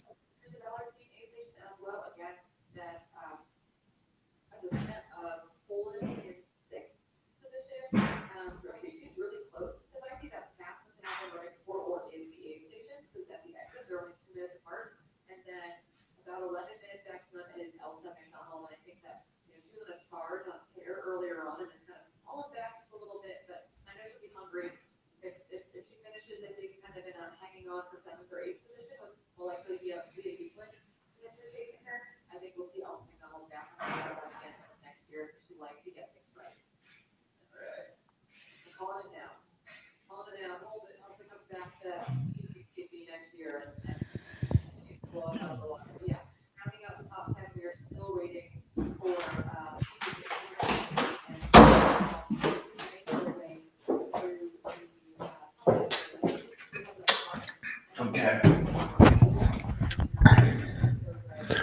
Ooh, Brett. I'm not sure if you already answered this question in the chat, but what do Jim and Courtney's 2024 seasons look like?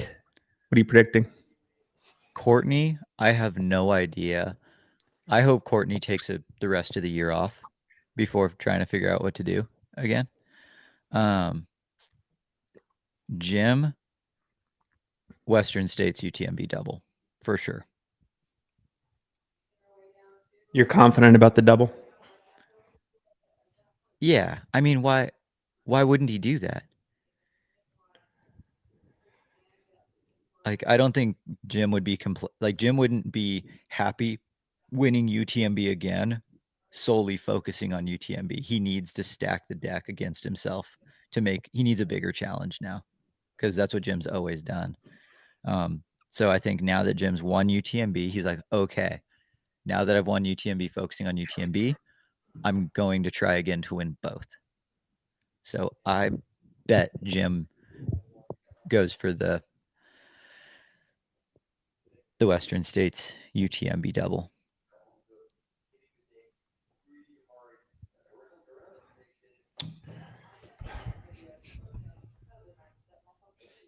I guess my question is, how many times do you have to?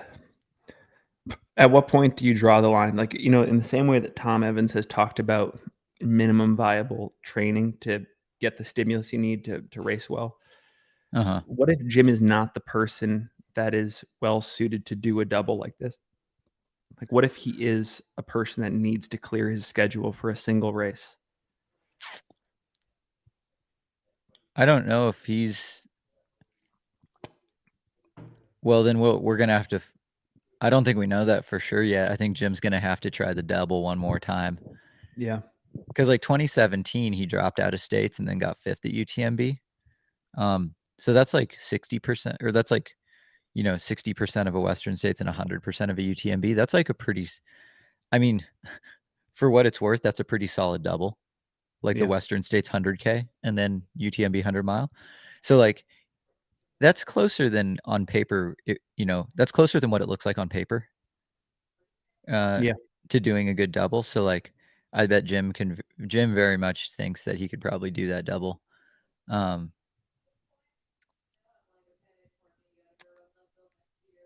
Jim still has to qualify for Western States though. That's part of the problem.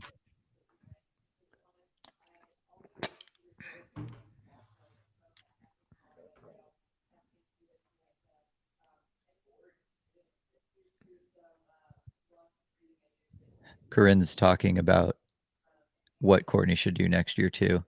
And Yeah. my next point was going to be maybe Courtney just does the classic swan song and goes for the Appalachian Trail or the PCT, FKT, and then makes a movie about it, writes a book, calls it a soft retirement, you know? God, I would love. I mean, you know me and long trails. I would love to see her take on the AT.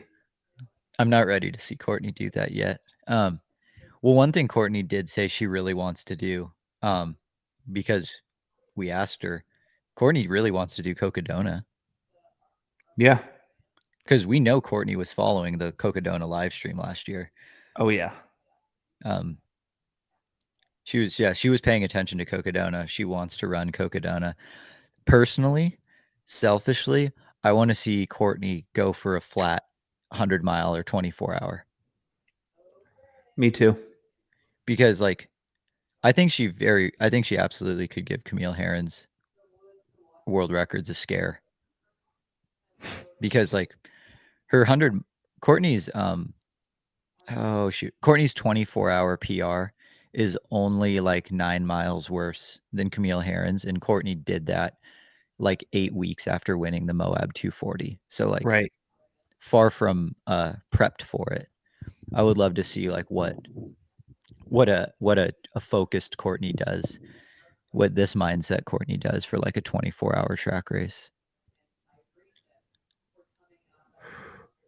Dude, Courtney should just do Desert Solstice this December.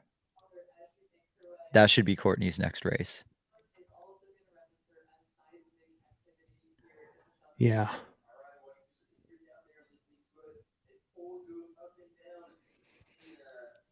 Yeah, Camille would be fuming hearing me say, I think Courtney could I was gonna say. saying I think Courtney could scare her world records. But like, does anyone disagree with me on that? Like, am I stupid to say that? No, and I think that's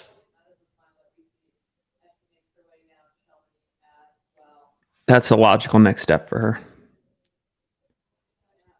Yeah, I think we either see Courtney drop down to flat ultras or go up to 200 milers.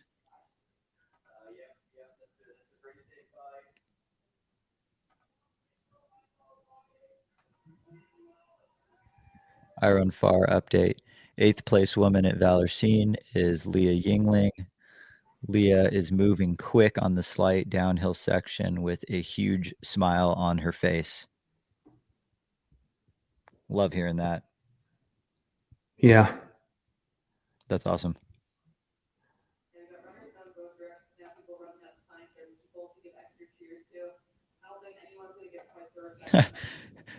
Dominic Grossman, he just retweeted himself from 2017 saying, American male winning UTMB. Once someone lives on the course for a couple months, structures a season around it, and fully embraces Euro racing, ... He retweeted himself and he was like, this tweet aged well. Dom's a smart guy. He's always been kind of an early first mover. Even if his like racing resume doesn't quite represent, he's pretty smart. No, 100%. And I think maybe the next debate will though be did he really need to do that because of what Zach Miller did so closely behind him? Like if Walmsley for whatever reason faltered today, it was Miller's to win, and Miller took a domesticated and training then strategy. Dom's tweet did not age well. Yeah, that's a good point. That's a good point.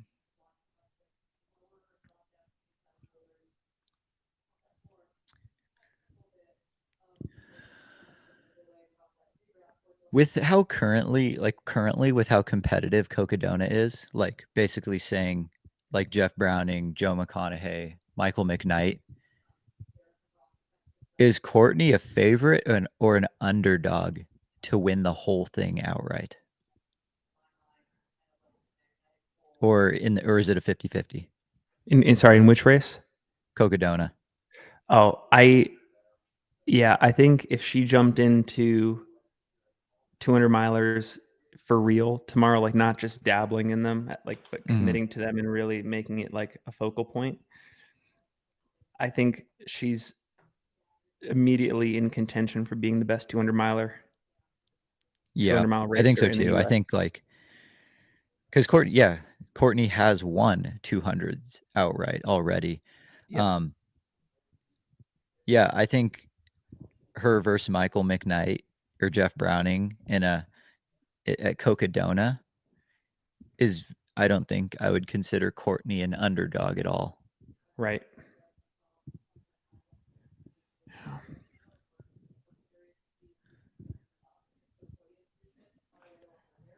Um,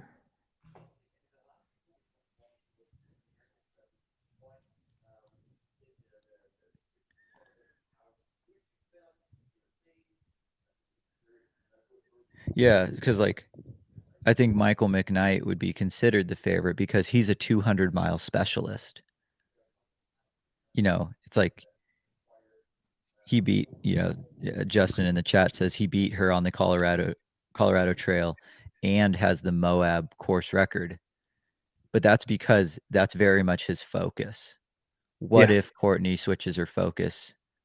Like, if Michael McKnight switches his focus to Western States, can he run 15:30 on that course?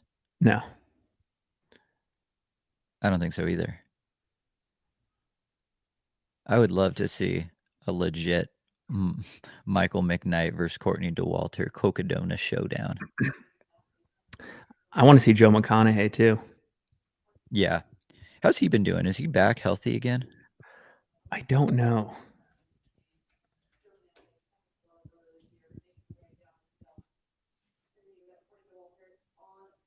Yeah, from a race result standpoint, he's been kind of quiet since Cocodona last year, like 18 months ago. Yeah. I mean, I know he had to drop out of Bandera this year due to Achilles problems, Yep. and Achilles problems are tough.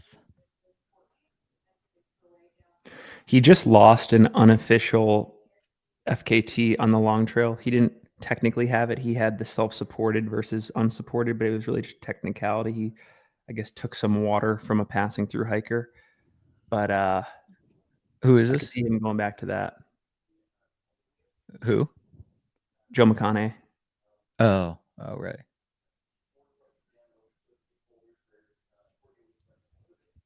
Courtney's moving String better. Bean has had Haglund's problems,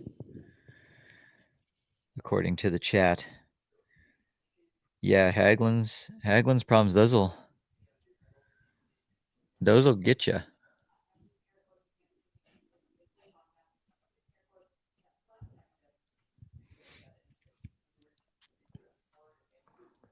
Okay. Leah is still imminent into Valor scene. Oh, right on. Finn, what do you think for the rest of this watch party? How far should we go? Do you want to do women's podium? What's that? That's like another because At the very Courtney's. least, at the very least, I'd love to see the Courtney finish. Oh yeah, for sure, Courtney finish.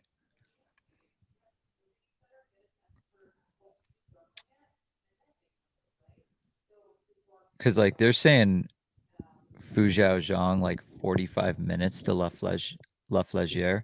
Is that true? Because then we're looking like 90 more minutes plus to the finish for her. Yeah.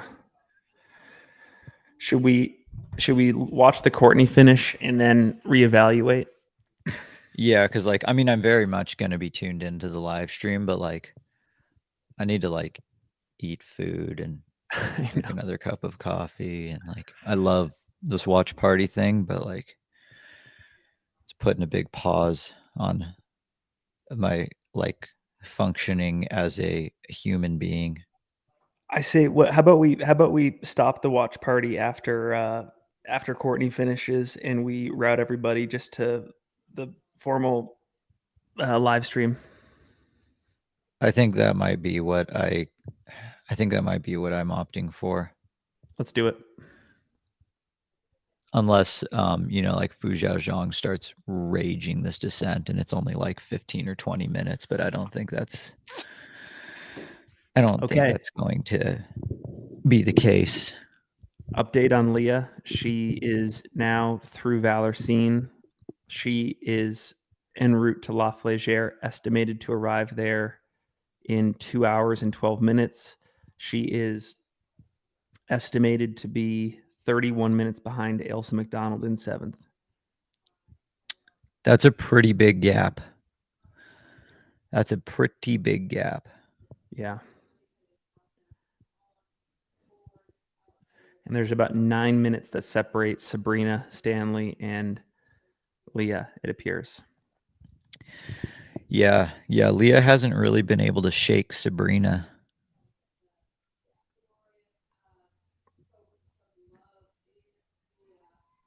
So there's an Ecuadorian finishing UTMB right now. I wonder if they train in Cuenco.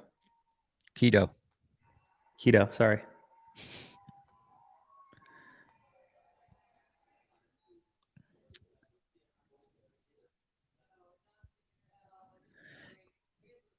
Oh, dude, he looks pretty spent.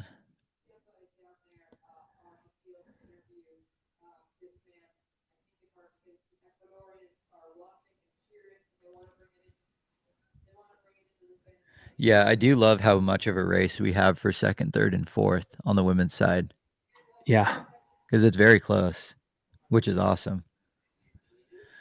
What is that green vest? I thought it was a Solomon vest. I'm pretty sure it was like the Solomon Advanced Skin, like 10 liter. Yeah. Yeah, it is. Oh, been handed a beer already.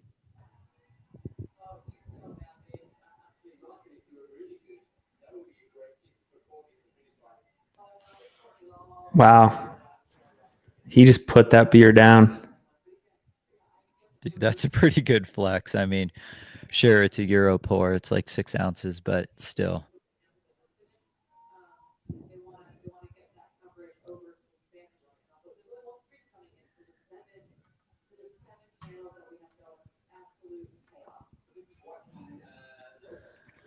So one of the things that we had talked about, my theory in our preview episode, was that I wondered if Silverton was too high to train for UTMB. Yeah. I feel like Zach debunked that. Yeah. I think it might just be easier to burn yourself out at that high For altitude because it's just harder to operate up there. But Zach clearly was strong enough to handle Silverton summer. for folks in the chat that aren't up to speed on your theory there, what was it? So in 2018, when Jim Walmsley did his like 4 week Silverton stint where he like built out his massive camping compound and then went and then proceeded to like blow up at UTMB, which it seemingly looked like his legs gave out from under him. I started wondering about if training and living at 10,000 feet and doing most of your running between 10 and 14,000 feet was good for the aerobic system, but too Yeah. slow for the demands of the UTMB course because UTMB is a much lower elevation mountain race, that the average pace that you need for UTMB, you wouldn't be able to practice enough of at Silverton because it was too high and the altitude would slow you down too much. That was my theory, in that you would get aerobically really strong, but you couldn't get your body strong enough up at Silverton. And that was purely off of Jim's training stints up there and not having success at UTMB. I mean, a great counter argument is Jim didn't have success at UTMB for other reasons. I was really curious to see how Zach would then do, because he did a massive Silverton training block and Yep. he debunked it. Zach debunked the theory you can clearly train in Silverton and get ready for UTMB there.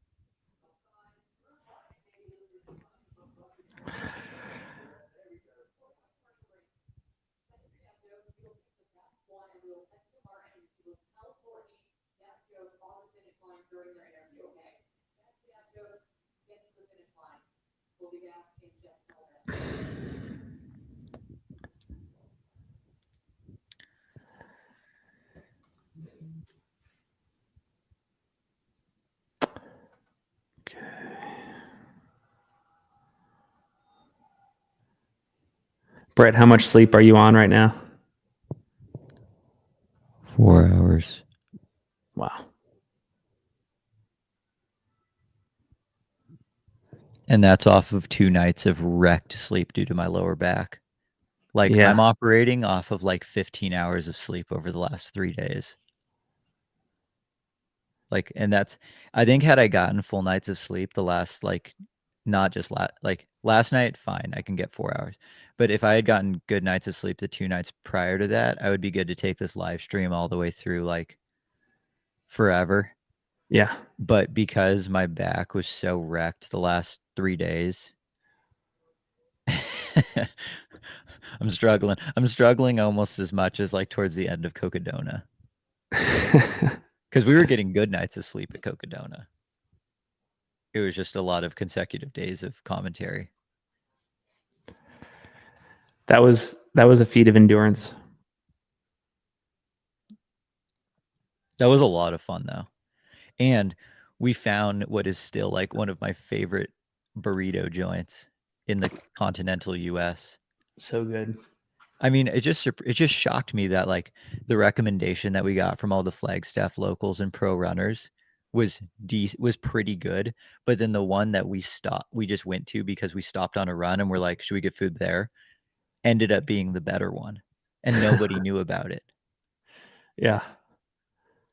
Like, just to put this in perspective, like, Finn and I finish our first run in Flagstaff. We're getting ready for day 1 of Cocodona commentating. We figured we'll finish a run in downtown Flag, we'll get food, and we'll walk it back to the Airbnb and eat it. We finish, we look at this Mexican food place that was, like, around the back corner of a parking lot, and we're just like, "Should we get food there?" And we look at the menu, like, "Oh, they do breakfast burritos. Can we get 2 breakfast burritos to go?" They gave us the breakfast burrito came in, like, a full-size, like, aluminum catering tin, and it was a ginormous breakfast burrito with cheese melted over it, like, avocado sour cream, like, green salsa, and then was there a side of beans and rice and a side of hash browns in the tin for, like, 11 bucks. The fact that they gave the side of hash browns was really what did it for me. Because it was not only like it was like a burrito the size of your forearm, plus the beans and rice, and then just bonus hash browns. Yeah.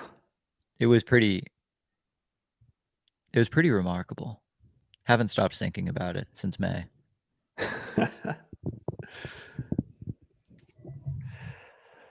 Yeah, that was everything you say. I'm in agreement. It was next level, and the generosity of the serving is something I always appreciate.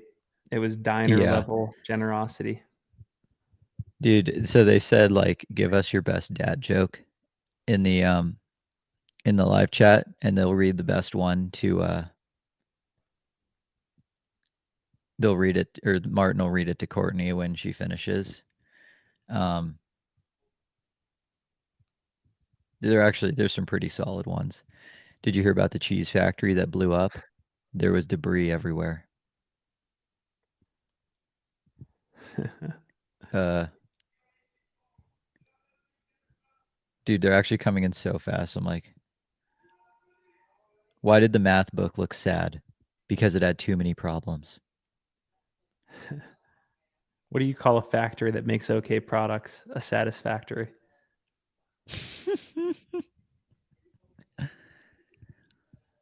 What genre are national anthems? Country. That's a good one. So, I actually had been meaning to give Courtney, I had been meaning to tell her the best dad joke that I had ever heard.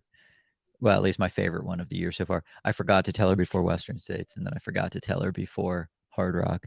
So I finally told her before UTMB, and it was actually probably the most appropriate timing for it. So I guess I'll just tell it here. It was, what do you call a French guy in sandals? Philippe Philop. So then I told her, I was like, yeah, anytime you pass a French guy on course, you can just think to yourself, ah, there goes another Philippe Philop.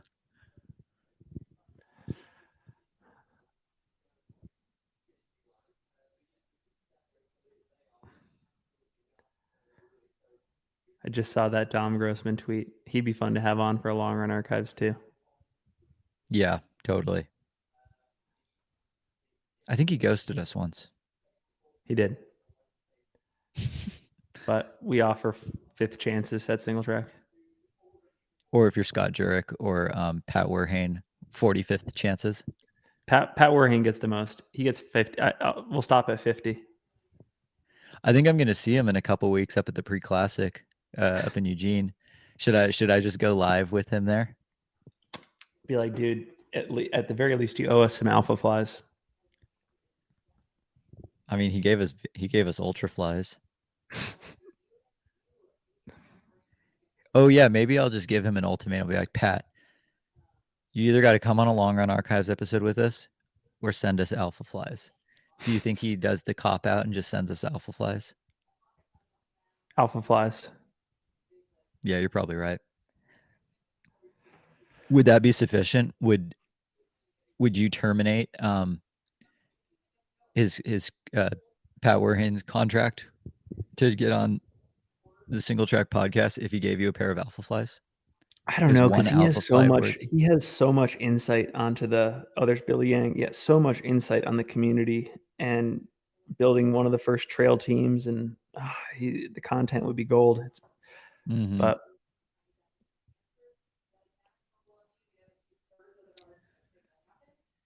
everything from here is smooth where Courtney's at. Yeah. It's just Okay. like this. It's smooth sailing. Yeah.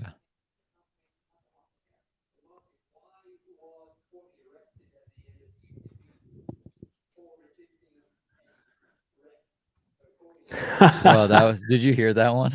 Oh yeah. That was pretty good.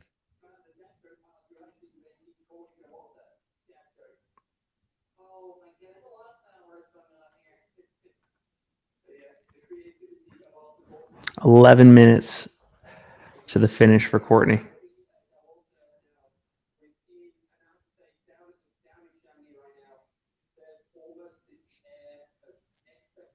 Dude.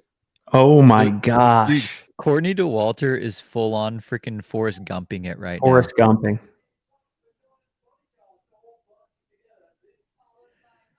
I hope she finishes, turns around, and they're like, everyone shut up, shut up. She's about to say something. And she's just like, I'm pretty tired. I'm going to I go think home I'll now. go home now. Dude, this is absurd.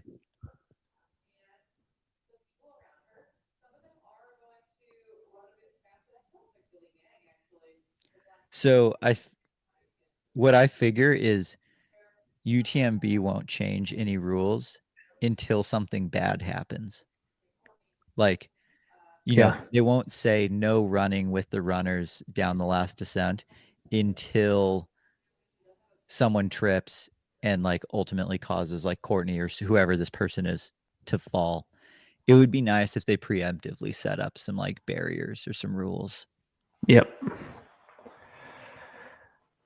So, yeah, that's really interesting. Like, my hope is that people just aren't assholes and like just do the right thing. So, Brett, Courtney's going to finish in, let's just call it like 23, 25. Mm-hmm. That's a great time. It's a time that, you know, if I go back and look at the women's podium last year, I think almost all of the women's podium finished right around that. Courtney was not impregnable this year. Like, I think if Ruth had been there, if Esther had been there, she may have been more challenged later into the race. What do you think? Yeah, 100%. I think, you know, kind of like how we said with like people like with Jim winning the race, you know, Killian, Francois, Xavier, you have to show up. You have to get to the start line. As with Courtney's win, not only do you have to get to the start line, you also have to get to the finish line. So like in Ruth's case, you got to start the race if you want to beat Courtney. Yep. In Esther's case, you got to finish the race if you want to beat Courtney. Neither of those favorites were able to do that this year. So Courtney was still untouchable. If we eliminate those variables, though, and, just look at like the performances that a fresh Ruth or a fresh Esther are potentially capable of, yeah, I think Courtney could have been pressed quite a bit more this year. Yeah. My follow-up question is, does that change Courtney's race right now at all? Is Courtney running as hard as she could have, whether there's a Ruth or an Esther right behind her or in front of her? Or is Courtney truly actually giving it all? Based on what Courtney has said in interviews and in her explanations of how she races, she is not paying attention to the race around her, and she's always giving her all. Um, so if you buy that, I think, yeah, I don't think that race would have changed her calculation. What do you think, or her effort? I think this is her giving her all right now. Mhm. I hope, Billy Yang is okay yelling at people, telling them to create room for Courtney, Yeah, because if there's someone who I would, expect to vocalize, "Hey, people, get out of the effing way," it should be Billy. Like, I think he has the, authority. authority, yeah, to say that.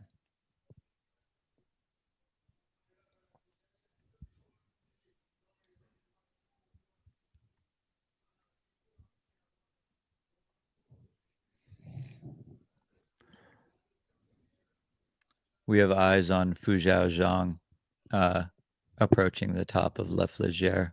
Or is that Yeah, Katerina? No. Who's in second right now? Katerina Hartmuth. They're both Hoka athletes. that's Katarina, I think. No, I think it gosh, was Katerina. yeah.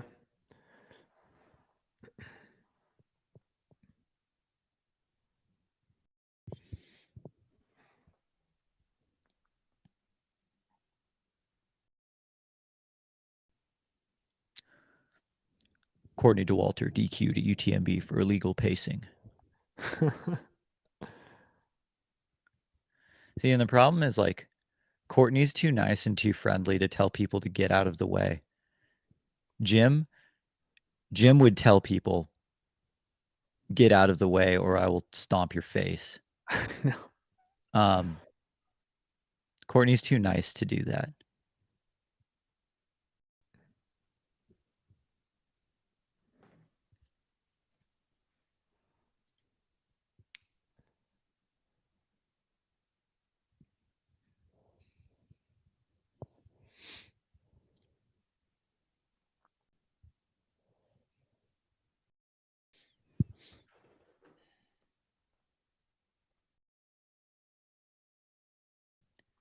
No The audio live on the stream. live stream right now.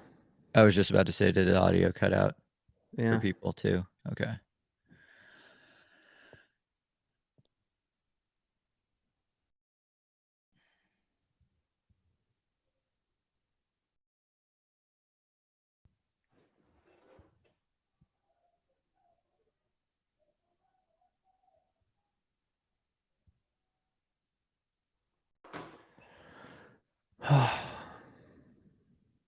Brad, how's the smoke in Ashland? Is it gone? Yeah, because of the rain the last 2 days.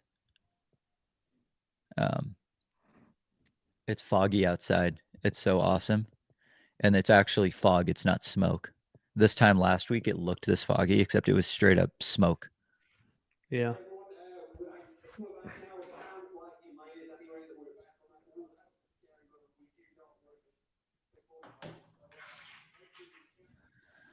Okay, Courtney's just about out of the trail and is going to get to the barricaded section.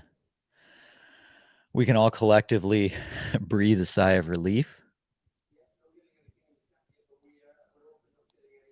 What did you miss? Brian in the chat says, "Good morning, single track. What did I miss?" Where do we start? Where do we start? Yeah. Jim was the bear and Germain was the poke. And Jim got poked by Germain, and then Rage ran himself to a course record. Zach Miller got second, snuck in under 20 hours. Germain got third. Courtney has been kind of struggle busing it the last few hours, but has managed to keep it together enough where she is about to win UTMB. We've all been screaming at the TV, stressing out because there's 100 people running behind and around Courtney, and we are just all at the edge of our seat, hoping that no one does anything stupid and trips her. Finn, what did I miss? That was I feel a like really that's good kind of description. that was I'm for the most part the major synopsis. trying to think what else is relevant. I mean, just like any year, notable drops. Tom Evans being perhaps the most concerning, the most scary. Well, we don't have any intel on exactly why it happened, but Just sounded like um, full body shutdown before yeah, Courmayeur. yeah. Um, Also, just the other reminder in the chat, we're not commentating. This is a watch party. Um, UTMB is the only people who are commentating on this race. We are simply watching the race and going live so that way we can watch the race with all of our friends. It's a watch party. We're not commentating.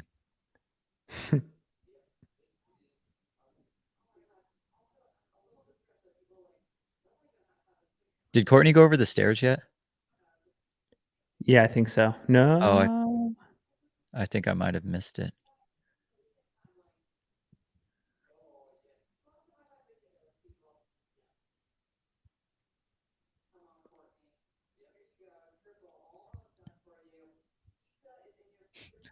Sounds like the words of a lawyer. That's good.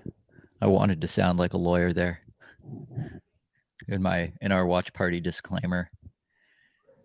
Yeah, the problem, well, that's a good problem to have, I would say, Finn, is that our watch party has gotten a little bit popular to the point where I have to give this it's just a watch party disclaimer. And that's awesome. That's so cool. I'm so happy that everyone woke up and is decided to watch the race with us. It's cool. Does Jim's course record erase the asterisk? I think so.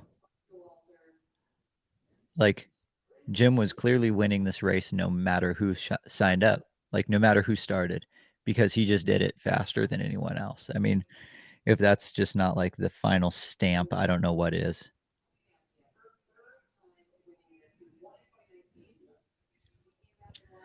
Does that mean he's the greatest of all time? I would say no. I would say not yet. I don't think one UTMB course record is enough to elevate yourself to GOAT status.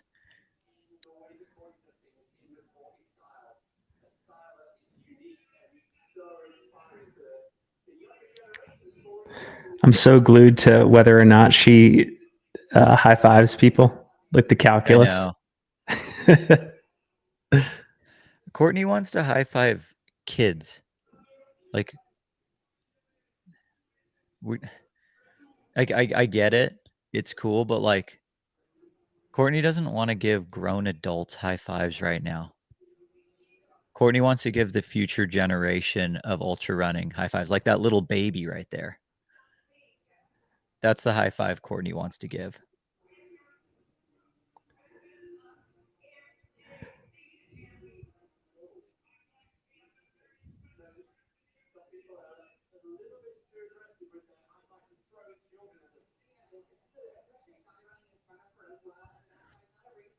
Uh, Courtney has an Courtney has her own lead out man for the finish. The person in front of her, they're saying in the UTMB chat, is not someone in the race, but someone saying, make room, like, back the F up. Courtney, take my child. Cross the finish line. Oh, that's one thing I wanted to check.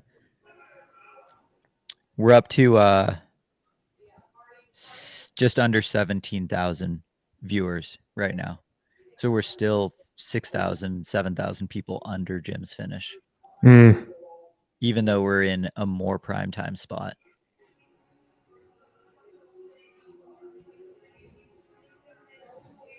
Gosh, this is awesome. In terms of in person, this seems on par with Killian's finish from last year. Like this in-person finish seems bigger than Jim's win. Yep.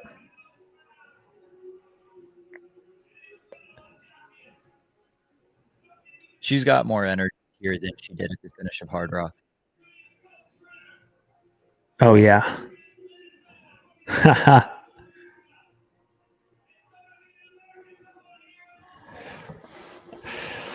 Two Americans win UTMB in the same year. That's never happened, huh? Because no American man has won UTMB. So now it's done. That challenge is over.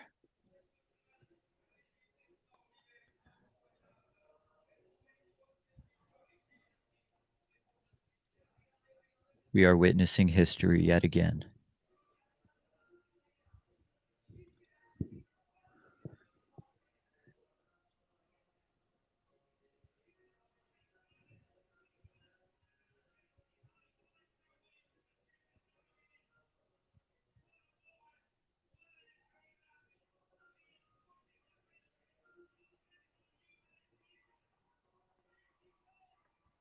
Dude, there's so many more people here than for Jim's finish.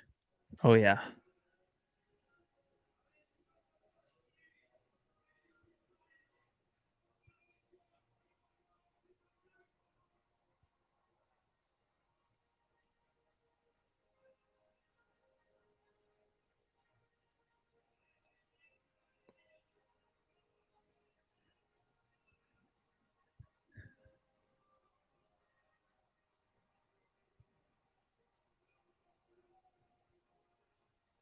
Wow.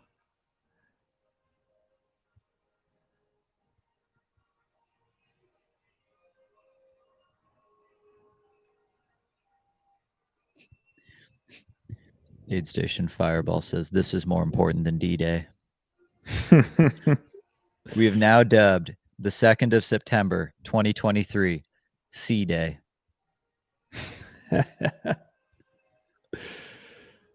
Oh, way to go, Courtney. Huge moment for the sport.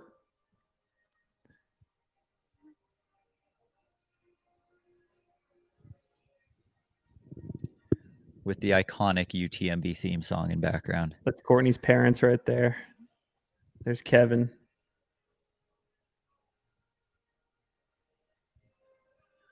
Courtney's running the Javelina 100K with her mom this October. Wow.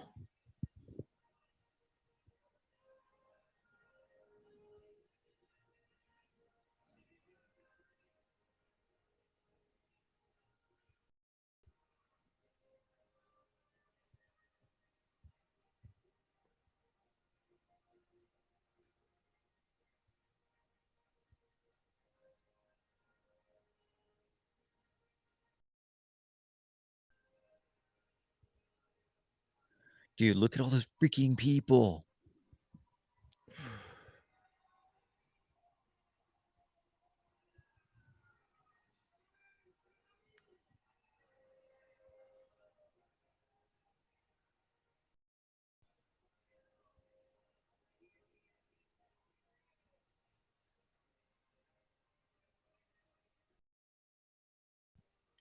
Ooh, I've got a question for Travis Longcar. How many people picked Courtney Dauwalter to not win in Fantasy Free Trail? How many other Yeah. people got first place votes? Yeah. And then, like, give me their names so we can single them out on the next Long Run Archives episode. Hmm.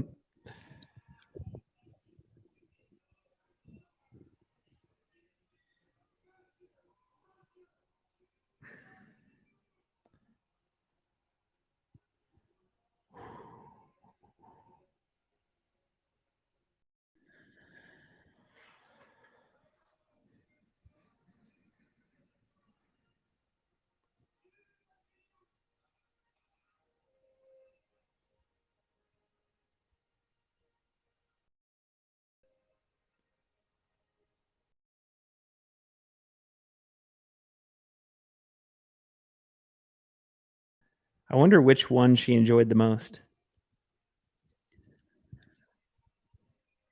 Man, I don't know.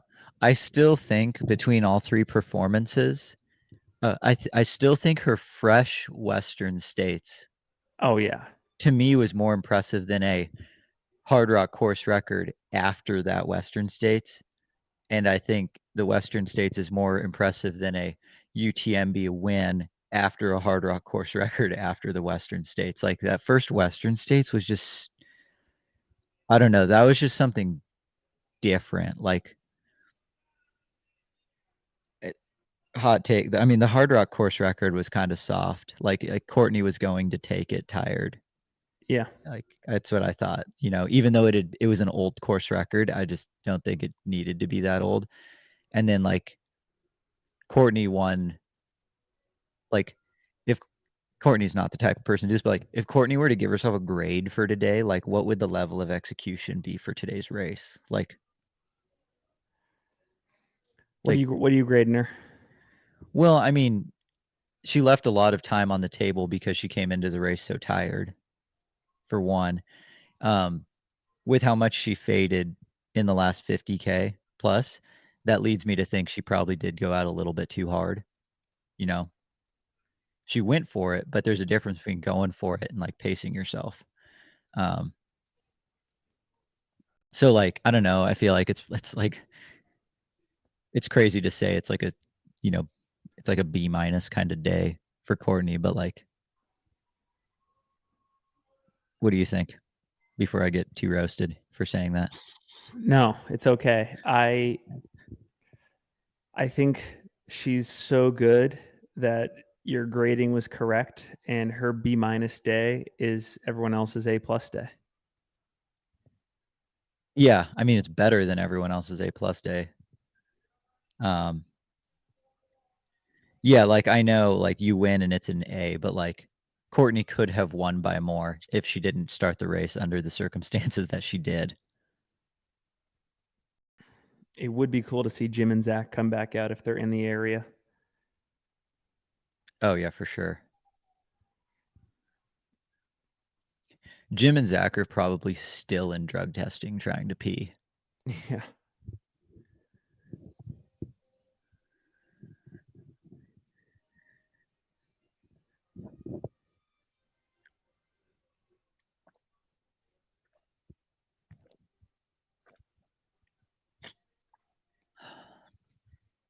Brett, it's been a pleasure doing the watch parties. This has been a ton of fun. Yeah, this was fun. This was good. We did like 12 hours. We got a lot of time in. I know we did a lot of race watching. We Ooh, left a lot of time on the table too. yeah. All right, we're getting an interview here, I think. They should just start with the dad joke right off the bat.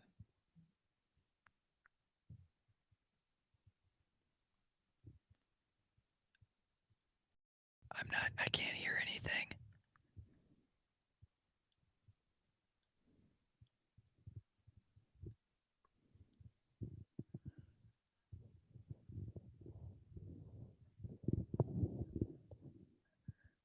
Oh, okay.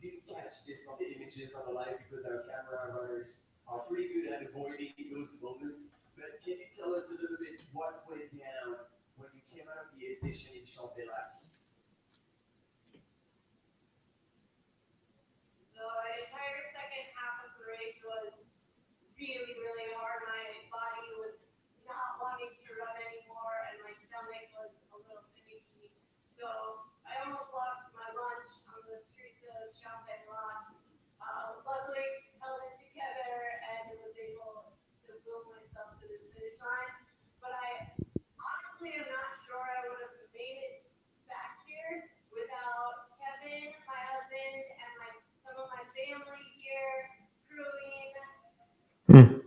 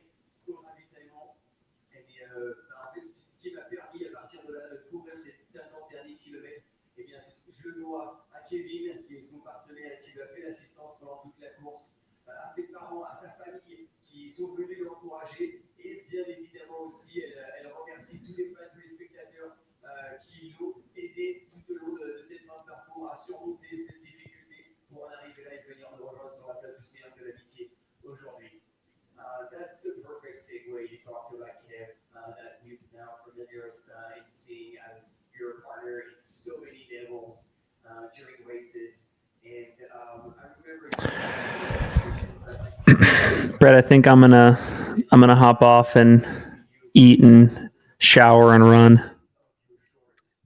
There was a comment in the chat that said, "I forgot I didn't mute y'all," and then that sigh was the strangest experience.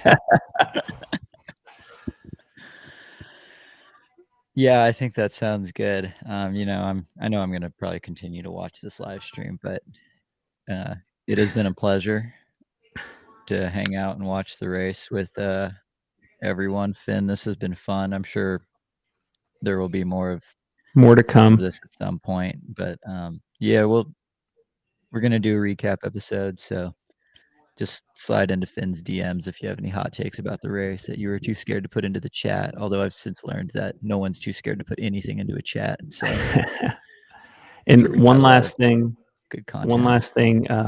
If you don't already, go follow the Conversational Pace YouTube channel. Go check out Brett's coaching business, Trails and Tarmac. If you want to help out this channel, go into the description of this watch party. Check out the discount codes we have for sponsors. Otherwise, please leave a rating and review on Apple or Spotify. And thanks for being here with us. Much appreciated. All right, everyone. This has been Peace. fun. Till next year.